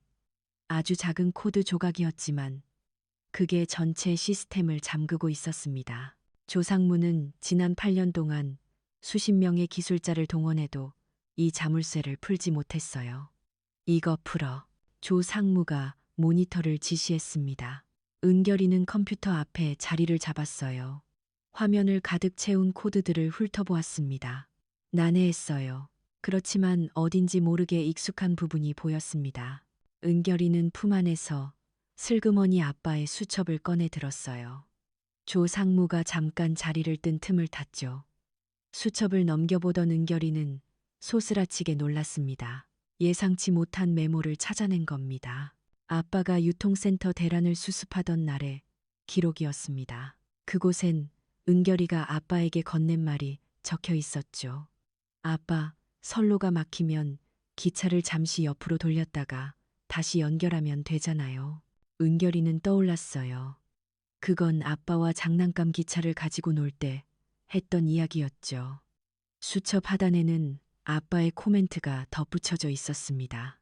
은결이의 발상으로 유통망 복구 완료. 분산된 데이터 조각을 원위치로 회귀시키는 범용 복구 알고리즘 구축.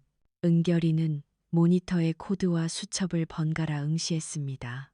이내 알아차렸습니다. 숙부의 시스템을 봉인하고 있는 이락럭. 이것은 바로 자기가 아빠에게 귀띔했던 그 철로 우회 원리로 짜여 있었어요. 아빠의 작품이었습니다. 은결이의 눈동자가 빛났습니다. 그리고 또 다른 사실을 간파했습니다. 숙부가 지시한 건 데이터를 은닉하는 작업이었죠. 허나 아빠의 이 철로 로직을 역이용한다면 은폐되거나 삭제된 데이터를 원상 복구할 수 있었습니다. 은결이는 마음 먹었습니다. 숙부의 지시를 따르는 실험을 하며 실은 딴청을 피울 셈이었죠. 은결이는 숙부의 감시를 피해 품 안에서 금목걸이를 꺼내 들었습니다. 그리고 그 안에 숨겨져 있던 칩을 PC에 접속시켰어요. 칩은 망가져 있는 상태였습니다. 8년 전 사고 당시의 충격으로 파손되어 누구도 접근하지 못했던 거죠. 그러나 은결이는 아빠의 수첩을 참고해 복구 코드를 타이핑했습니다. 기차 선로가 이어지듯 데이터가 하나둘씩 링크되기 시작했어요. 드디어 칩 내부의 데이터가 되살아났습니다. 보이스 파일이었죠. 은결이는 이어폰을 착용하고 플레이 버튼을 클릭했습니다. 형님은 결국 떠났군.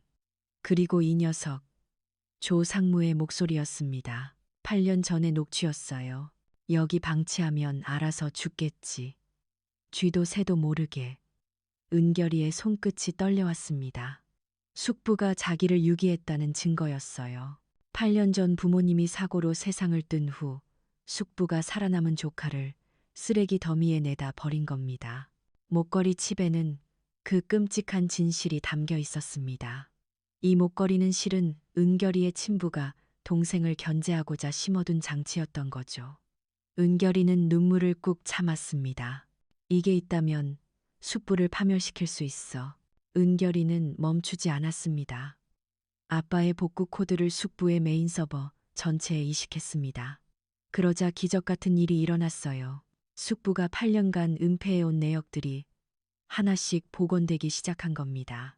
도연의 이름을 삭제하고 기술을 탈취했던 조작 로그, 회사를 도산시키려 조작했던 허위 증거들, 투자자들을 기만했던 문서들이 모조리 되살아났습니다. 은결이는 이 두 가지 결정적인 증거를 취합했습니다. 목걸이 칩의 녹취 파일과 서버에서 복구해낸 조작 로그들, 그리고 숙부가 재판용으로 마련해둔 증거 서버에 몰래 심어놓았습니다. 숙부는 이 서버를 공판 당일 법정에서 시연할 작정이었습니다. 도연을 유죄로 몰아갈 증거들을 제시하려고 말이죠. 허나 이제 그 서버엔 딴 것이 담겨 있었습니다. 숙부가 의기양양하게 스크린을 켜는 순간 진짜 진실이 세상을 향해 폭로될 테니까요.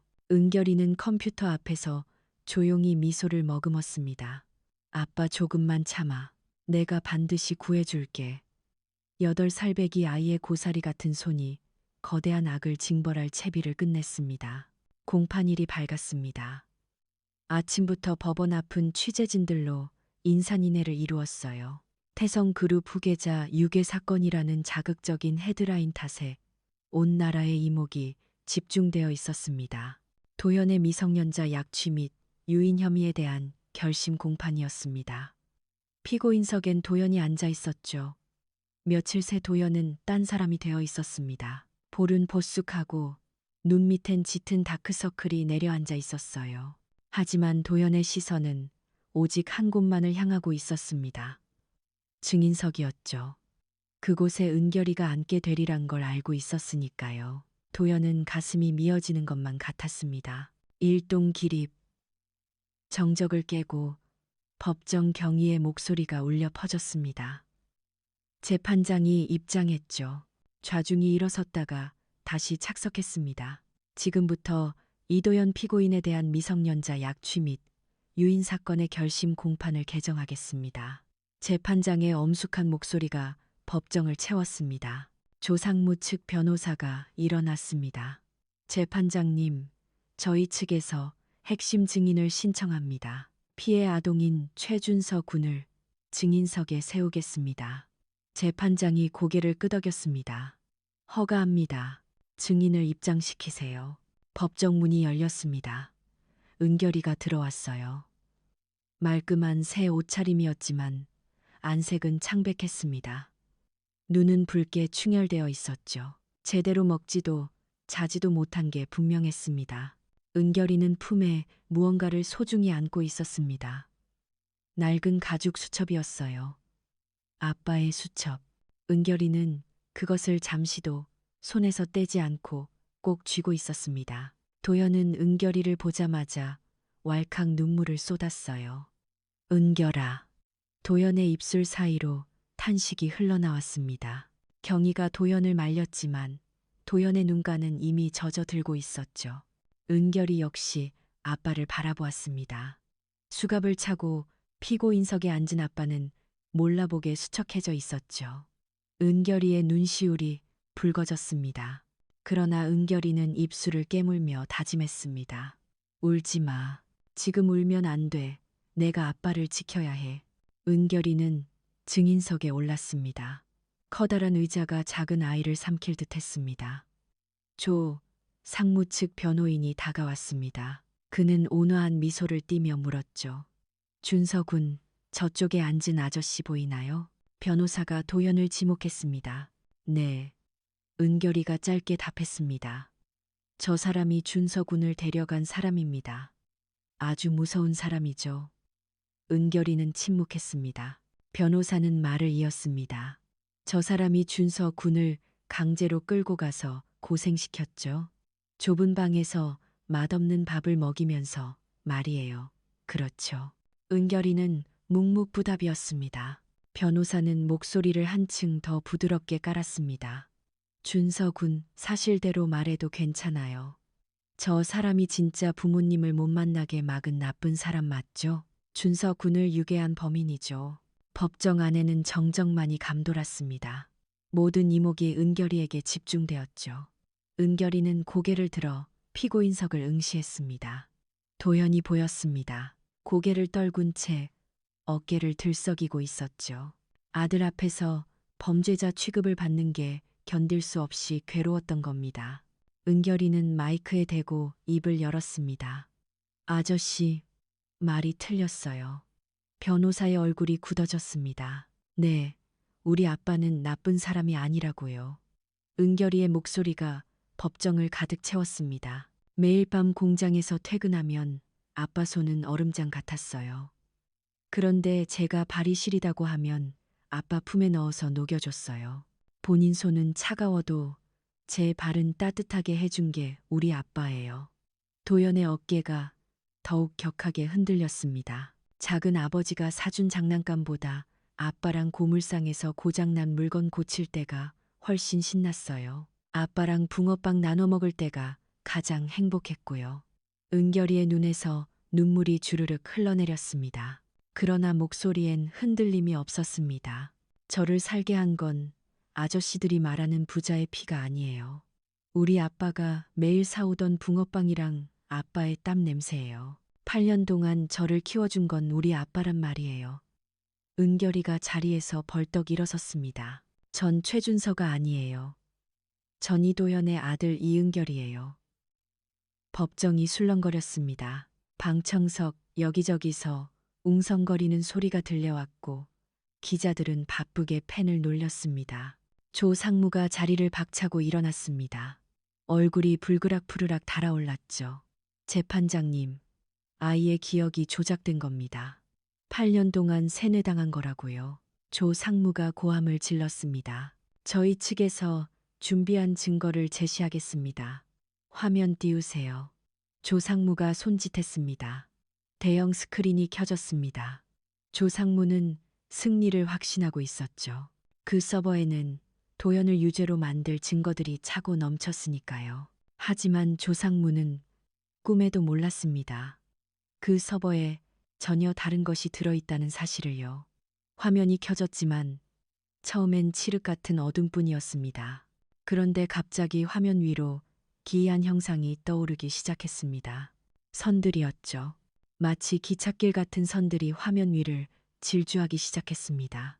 흩어져 있던 선들이 하나둘 이어지며 무언가를 형상화하고 있었죠. 조상무의 얼굴이 하얗게 질렸습니다.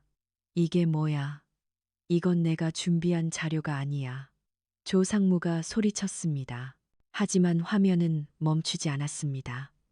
선들이 모두 연결되자 스피커에서 음성이 흘러나왔습니다.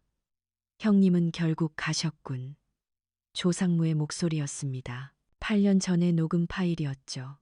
이 녀석은 그냥 여기 버려두면 알아서 죽겠지. 쥐도 새도 모르게 말이야. 법정이 얼어붙었습니다. 모든 사람이 스크린을 주시했습니다. 조상무의 목소리가 계속해서 흘러나왔죠. 형님, 아들이 살아있으면 내가 후계자가 될 수 없어. 이 아이는 사라져야 해. 방청석에서 비명 같은 탄식이 터져 나왔습니다. 기자들이 일제히 카메라 셔터를 눌렀습니다. 동시에 화면에는 또 다른 것들이 떠올랐습니다. 문서들이었죠. 8년 전 조상무가 도연의 기술을 훔치며 조작했던 로그들, 도연의 이름을 지우고 자기 이름을 덮어 씌운 기록들, 투자자들을 속이려 만든 허위 증거들, 그 모든 것이 화면 위로 쏟아져 나왔습니다. 은결이가 심어둔 기찻길, 바로 복구 알고리즘이 작동한 겁니다. 흩어졌던 데이터 조각들이 제자리를 찾아가며 은폐되었던 진실이 세상에 드러난 것이었죠. 법정은 순식간에 아수라장이 되었습니다. 조작이야, 해킹당한 거라고 조상무가 발악했습니다. 저건 다 조작된 겁니다. 믿지 마세요. 재판장이 의사봉을 두드렸습니다. 정숙하세요. 법정이 잠시 잠잠해졌습니다. 재판장이 기술 감정관을 호출했습니다. 감정관, 즉시 이 영상과 문서의 원본 여부를 확인하세요. 태성그룹 서버와 대조해 보십시오. 기술 감정관이 노트북을 꺼내 작업을 시작했습니다. 몇 분의 정적이 흐르고 감정관이 고개를 들었습니다. 재판장님, 검증 결과 해당 영상 및 문건들은 태성그룹 메인 서버의 원본 데이터와 동일함이 확인되었습니다. 위변조의 정황은 발견되지 않았습니다. 장내가 다시금 술렁이기 시작했습니다. 조상무의 안색이 흑빛으로 변해버렸습니다. 그 순간 검사가 자리에서 일어섰습니다. 재판장님. 검사의 힘있는 목소리가 장내를 가득 채웠습니다. 방금 제출된 증거의 엄중함을 미루어 볼 때 본 사건은 전혀 다른 국면을 맞이했습니다. 녹취록을 통해 조상무가 아동 유기를 사주한 점이 명백해졌으며 문건을 통해 8년 전 이도연 씨의 기술을 가로챈 정황 또한 밝혀졌습니다. 검사는 잠시 호흡을 가다듬고 말을 이었습니다. 이에 검찰 측은 현 시간부로 피고인 이도연에 대한 공소를 전면 취소합니다. 방청석이 요동쳤습니다.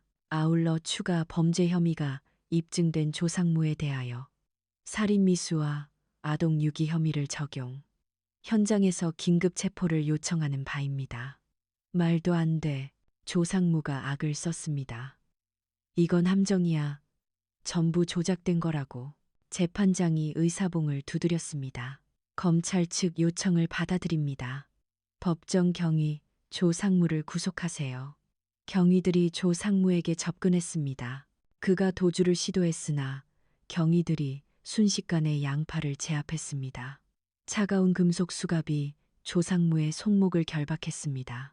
나야, 감히 내 몸에 손을 대.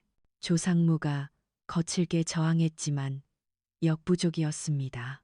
경위들이 조상무를 밖으로 끌고 나갔고 그의 처절한 비명이 복도 끝까지 메아리쳤습니다. 재판장의 시선이 이도연을 향했습니다. 피고인 이도연. 이도연이 고개를 들자 눈물로 젖은 얼굴이 드러났습니다. 공소 취소에 따라 피고인에 대한 구속영장은 즉시 그 효력을 상실합니다. 판결문 작성을 위한 선고 공판은 추후에 있겠으나 금일 이 자리에서 피고인의 무고함은 명백히 입증되었습니다. 재판장이 근엄한 목소리로 덧붙였습니다. 귀가하셔도 좋습니다. 이도현은 그 선언을 듣자마자 다리의 긴장이 풀려버렸습니다. 그대로 바닥에 주저앉고 말았습니다. 아빠, 이은결이 증인석에서 뛰어내려 법정을 가로질러 아빠에게로 달려왔습니다. 아빠, 이은결이 이도현의 품으로 파고들었습니다. 이도현은 아이를 부서져라 끌어안았습니다. 8년이라는 시간 동안 지켜왔던 그 작고 소중한 몸, 익숙한 체온에 이도현의 눈에서 뜨거운 눈물이 솟구쳤습니다. 은결아, 은결아. 이도현은 아이의 이름을 목 놓아 불렀습니다. 아빠, 아빠 너무 보고 싶었어. 이은결 역시 아빠의 품에서 엉엉 울음을 터뜨렸습니다. 미안하다, 은결아. 아빠가 정말 미안해. 아니야. 아빠 잘못 없는 거 나 다 알아. 진짜 다 알아. 두 사람은 법정 한복판에서 서로를 부둥켜 안고 하염없이 눈물을 흘렸습니다. 8년 전 이도현이 기술 유출을 막기 위해 설정해 두었던 0.1%의 보안 장치. 그 마지막 자물쇠가 아들이 찾아낸 우회로직을 통해 활성화되어 아빠를 구원해낸 순간이었습니다. 비록 혈연으로 맺어지진 않았으나 세상 그 어떤 부자지간보다도 단단한 유대였습니다. 법정에서의 드라마틱한 반전 이후 세상은 발칵 뒤집혔습니다. 조상무의 긴급 체포 소식은 당일 밤 뉴스 속보를 타고 전국을 강타했습니다. 태성그룹 후계자 유기 사건, 기술 탈취 의혹, 그리고 8년에 걸친 은폐 공작까지. 언론사들은 앞다투어 이 충격적인 진실을 대서특필했습니다. 이도현은 자유의 몸이 되었습니다. 법원 정문을 나서는 이도현의 손을 이은결이 야무지게 잡고 있었습니다. 수많은 취재진의 카메라 플래시가 쏟아졌지만 두 사람은 개의치 않았습니다. 그저 맞잡은 두 손을 놓지 않은 채 묵묵히 걸음을 옮길 뿐이었습니다. 집으로 돌아온 이도현은 며칠간 아무 일도 하지 않았습니다. 그저 이은결의 곁을 지킬 뿐이었습니다. 밥을 먹을 때도 잠을 잘 때도 곁에 머물렀습니다. 며칠간의 이별이 억겁의 시간처럼 느껴졌기 때문입니다. 서로가 곁에 있음을 확인하듯 두 사람은 한시도 떨어지지 않았습니다. 아빠, 이제 어디 안 가지? 이은결이 물었습니다. 안 가. 아무데도 안 가. 진짜지? 그럼 진짜야. 아빠 이제 은결이 옆에 딱 붙어 있을 거야. 이도현이 아이의 머리를 부드럽게 쓰다듬어 주었습니다. 그제야 이은결은 마음이 놓인 듯 아빠의 품속으로 깊이 파고들었습니다. 그렇게 일주일이 흘렀습니다. 여느 때와 다름없는 평온한 오후였습니다. 이도현은 주방에서 라면을 끓이고 있었고 이은결은 거실에서 숙제에 열중하고 있었습니다. 그때 밖에서 낯선 소음이 들려왔습니다. 자동차 엔진 소리였는데 한두 대가 아닌 듯 했습니다. 이도현이 창가로 다가가 밖을 내다보았습니다. 순간 그의 눈이 크게 떠졌습니다. 빌라 앞 비좁은 골목길을 검은색 고급 세단들이 가득 메우고 있었습니다. 좋기 수십 대는 되어 보였습니다. 차 문이 열리고 검은 정장 차림의 사내들이 쏟아져 나와 일사불란하게 도열했습니다. 이게 다 뭐야? 이도현이 나직이 중얼거렸습니다. 이은결도 창가로 달려와 밖을 살폈습니다. 아빠, 저 사람들 누구야? 글쎄, 아빠도 모르겠네. 바로 그때 대열 한가운데 있던 세단의 문이 열렸습니다. 희끗한 머리의 노부인이 차에서 내렸습니다. 칠수는 되어 보이는 귀부인이었죠. 고급스러운 한복 차림에 수행원들의 극진한 보필을 받고 있었습니다. 척 보기에도 예사롭지 않은 인물임이 느껴졌습니다. 도현은 찰나에 직감했습니다. 태성그룹의 노회장이었습니다. 은결이의 친조모인 노회장이 경호원들의 호의를 받으며 빌라 계단을 오르고 있었습니다. 도현은 서둘러 현관문을 열었습니다. 어서 오십시오. 도현이 쭈뼛거리며 인사를 건넸습니다. 노 회장은 그런 도연을 빤히 응시했습니다. 이내 허름한 빌라 내부를 훑어보았습니다. 비좁은 거실과 낡아빠진 가구, 곰팡이 핀 벽지까지 호화로운 저택에서만 살아온 노 회장에겐 생경한 풍경이었을 겁니다.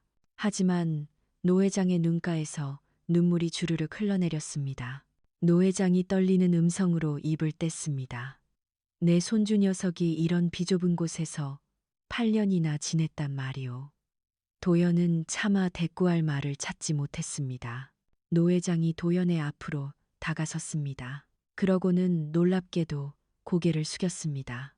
내 자식놈이 괴물이 된 줄도 모르고 살았소. 노 회장의 목소리에는 물기가 어려 있었습니다. 손주가 죽은 줄로만 알고 지난 8년을 지옥 속에서 헤맸습니다. 그 악마 같은 놈이 내 피부치를 쓰레기 더미에 유기했다니. 내가 어미 노릇을 제대로 못해서 그런 괴물을 키워낸 게요. 노 회장이 도연의 손을 덥석 맞잡았습니다. 당신이 우리 가문의 대를 살려주었소. 당신이 아니었다면 내 손주는 정말로 명을 달리했을 거요. 이 은혜를 어찌 다 갚아야 할지. 도연은 당황한 기색이 역력했습니다. 아닙니다, 회장님. 저는 그저 사람이면 마땅히 해야 할 일을 했을 뿐입니다. 마땅하다니요. 누가 쓰레기 더미에 버려진 핏덩이를 데려다 8년이나 키운답니까? 당신 같은 의인은 세상에 없소. 노 회장이 눈가를 훔쳤습니다. 그러다 노 회장의 시선이 거실 구석에 서 있는 은결이에게로 향했습니다. 아가. 노 회장이 은결이를 불렀습니다. 은결이는 아빠 등 뒤로 숨은 채 대꾸하지 않았습니다. 노 회장이 천천히 발걸음을 옮겼습니다. 준서야, 할미다. 내 친할미야. 은결이는 여전히 입을 꾹 다물고 있었습니다. 노 회장이 은결이 앞에 무릎을 꿇었습니다. 백발의 노부인이 누추한 빌라 바닥에 무릎을 꿇은 것이었습니다. 미안하다, 아가. 이 할미가 미안해. 8년 동안 널 찾지 못해서. 할미가 더 세심하게 살폈더라면 이런 일은 없었을 텐데. 노 회장의 눈에서 다시금 뜨거운 눈물이 흘러내렸습니다. 은결이는 노 회장을 빤히 쳐다보았습니다. 생전 처음 보는 할머니였지만 진심으로 비통해하고 있다는 건 알 수 있었습니다. 준서야, 이제 네 진짜 집으로 가자꾸나. 노 회장이 은결이에게 손을 내밀었습니다. 내 아비가 못다 이룬 것들 이 할미가 다 물려주마. 넌 이 나라 최고의 재벌가 후계자가 될 게다. 부족함 없이 자라게 해주마.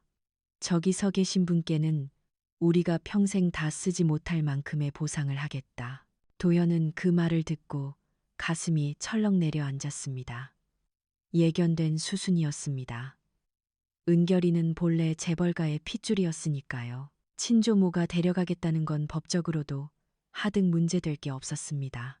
하지만 도연의 가슴은 갈기갈기 찢어지는 것만 같았습니다. 8년이란 세월 동안 품어온 아이. 피 한 방울 섞이지 않았지만 제 목숨보다 귀한 아이. 그 아이를 떠나보내야 한다는 건 죽음보다 더한 고통이었습니다. 도연은 차마 입을 떼지 못한 채 은결이를 바라보았습니다. 아이를 위해 무엇이 옳은 길인지 고뇌하는 아비의 눈동자에 슬픔이 서렸습니다. 은결이는 노 회장의 손을 응시했습니다. 부드럽고 따뜻해 보이는 손이었습니다. 하지만 은결이는 그 손을 잡지 않았습니다. 대신 몸을 돌려 도연에게 다가갔습니다. 그리고 도연의 거친 손을 두 손으로 꽉 움켜쥐었습니다. 할머니, 은결이가 노 회장을 바라보며 입을 열었습니다. 저는 준서가 아니에요.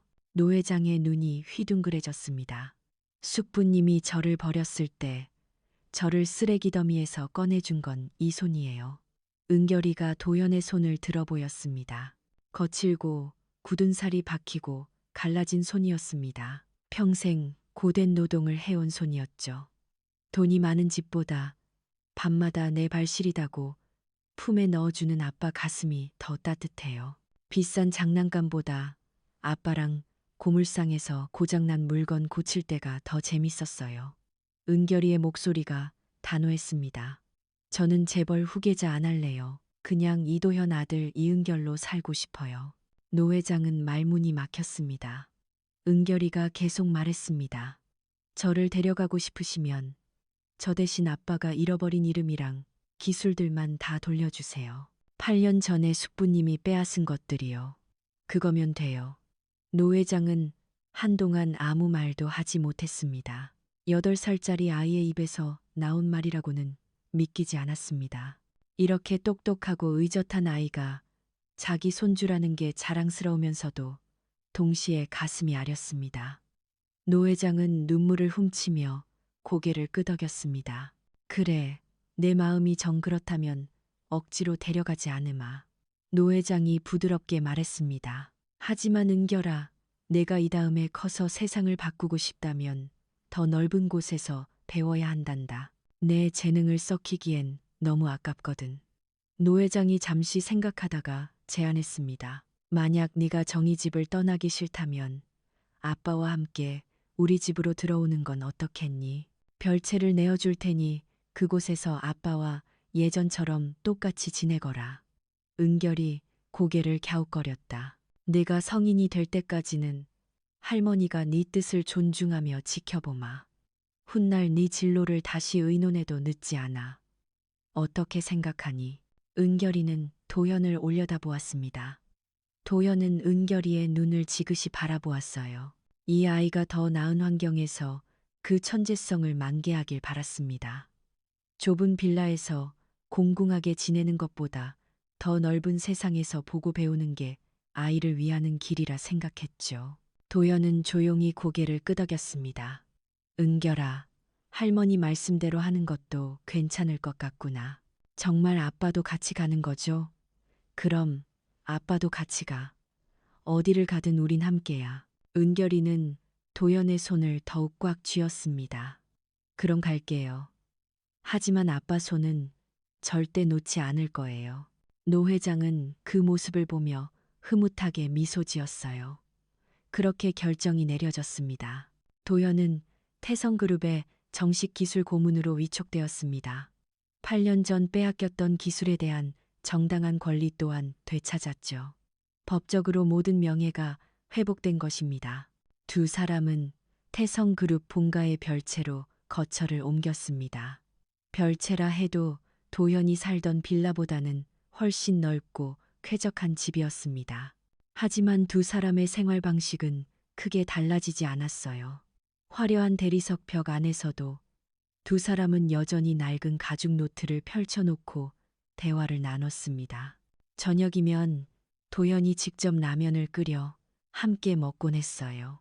가끔은 퇴근길에 붕어빵을 사들고 오기도 했죠.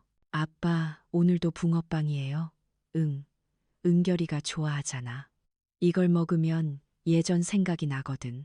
그래요? 무슨 생각이요? 아빠가 매일 일하고 들어오면서 붕어빵 사왔잖아. 그때 정말 행복했어. 지금은 안 행복하니 지금도 행복해요. 아빠랑 같이 있으니까. 도연은 은결이의 머리를 쓰다듬었습니다. 기른 정이 핏줄을 이긴 셈이었죠. 세월이 흘렀습니다. 8살이었던 은결이는 어느새 28살 청년이 되었어요. 20년이라는 시간이 훌쩍 지나간 것이었습니다. 그 세월 동안 참 많은 일이 있었습니다. 은결은 태성그룹의 전폭적인 지원 아래 최고의 교육을 받았죠. 국내 명문대에서 경영학을 전공했고 해외 유학도 다녀왔습니다. 하지만 은결이 진짜 좋아했던 건 따로 있었습니다. 바로 기술이었죠. 낮에는 경영 수업을 듣고 밤에는 아빠와 함께 코드를 짰어요. 도연의 낡은 가죽 노트는 여전히 두 사람 사이에 있었습니다. 그 노트에서 시작된 알고리즘 로직은 은결의 손에서 점점 더 정교하게 발전해 나갔어요. 은결은 경영과 기술을 모두 섭렵했습니다. 누구도 무시할 수 없는 실력자로 성장했죠. 태성그룹 임원들도 은결의 능력을 인정했고 재계에서도 그의 이름이 오르내리기 시작했습니다. 도연도 변했습니다. 머리카락이 하얗게 셌어요. 60을 넘긴 나이였죠. 하지만 눈빛만큼은 여전히 살아 있었습니다. 태성그룹의 기술 고문으로 일하면서 후배 엔지니어들을 가르치는 게 도연의 일과였어요. 그리고 퇴근 후에는 여전히 아들과 함께 연구를 했죠. 별채에서의 생활은 20년이 지나도 크게 달라지지 않았어요. 물론 환경은 좋아졌죠. 넓은 집, 좋은 음식, 부족한 게 없는 생활. 하지만 두 사람 사이의 본질은 변하지 않았습니다. 여전히 함께 밥을 먹고, 함께 이야기를 나누고, 함께 웃었어요. 그러던 어느 날이었습니다. 노 회장이 은결을 불렀어요. 은결아, 할머니 좀 보자구나. 노 회장은 이제 9순이 넘은 고령이었습니다. 기력이 많이 쇠해 있었죠. 침대에 누운 채로 은결의 손을 잡았습니다. 은결아, 할머니가 이제 오래 못 갈 것 같구나. 사람이 자기 몸은 자기가 알아. 그래서 하는 말인데. 노 회장이 숨을 고르고 계속 말했어요. 이제 네가 태성그룹을 맡아야 할 때가 됐어. 할머니가 간절히 바라는 거야. 내가 정식으로 경영권을 승계받아서 이 그룹을 이끌어줬으면 좋겠다. 은결은 잠시 침묵했습니다. 생각해 볼게요, 할머니. 오냐, 생각해 보렴. 근데 너무 오래 고민하지는 마라. 할머니가 눈 감기 전에 네가 회장 되는 거 보고 싶거든. 노 회장이 희미하게 웃었어요. 은결은 그날 밤 도연에게 그 이야기를 했습니다. 도연은 잠시 생각하다가 말했습니다. 은결아, 아빠는 네가 뭘 하든 응원해. 그건 네가 결정할 일이야. 아빠 생각을 듣고 싶어요. 도연이 은결을 바라보았어요. 솔직히 말할까? 아빠는 네가 그냥 하고 싶은 거 하면서 살았으면 좋겠어. 태성그룹 회장이 되면 좋은 점도 많겠지만 그만큼 무거운 짐도 많이 지게 될 거야. 그게 정말 네가 원하는 삶인지는 네가 더 잘 알잖아. 은결은 그 말을 듣고 며칠을 고민했습니다. 그리고 결론을 내렸어요. 며칠 뒤 은결은 태성그룹 이사회와 기자들이 모인 자리에서 발표를 했습니다. 모두가 은결이 회장 취임을 선언할 거라고 예상했어요. 화려한 취임식 준비도 이미 끝나 있었죠. 하지만 은결의 발표는 모두의 예상을 뒤엎었습니다. 저는 오늘 태성그룹의 경영권 승계를 거절합니다. 회의장이 술렁이었어요. 대신 저는 제 아버지 이도현 씨와 함께 독자적인 기술법인을 설립하려 합니다. 회사 이름은 스카이로직입니다. 기자들의 카메라 플래시가 터졌습니다. 이사들이 웅성거렸어요. 노 회장도 그 자리에 있었습니다. 휠체어에 앉아서 은결의 발표를 듣고 있었죠. 은결이 노 회장을 바라보며 말했어요.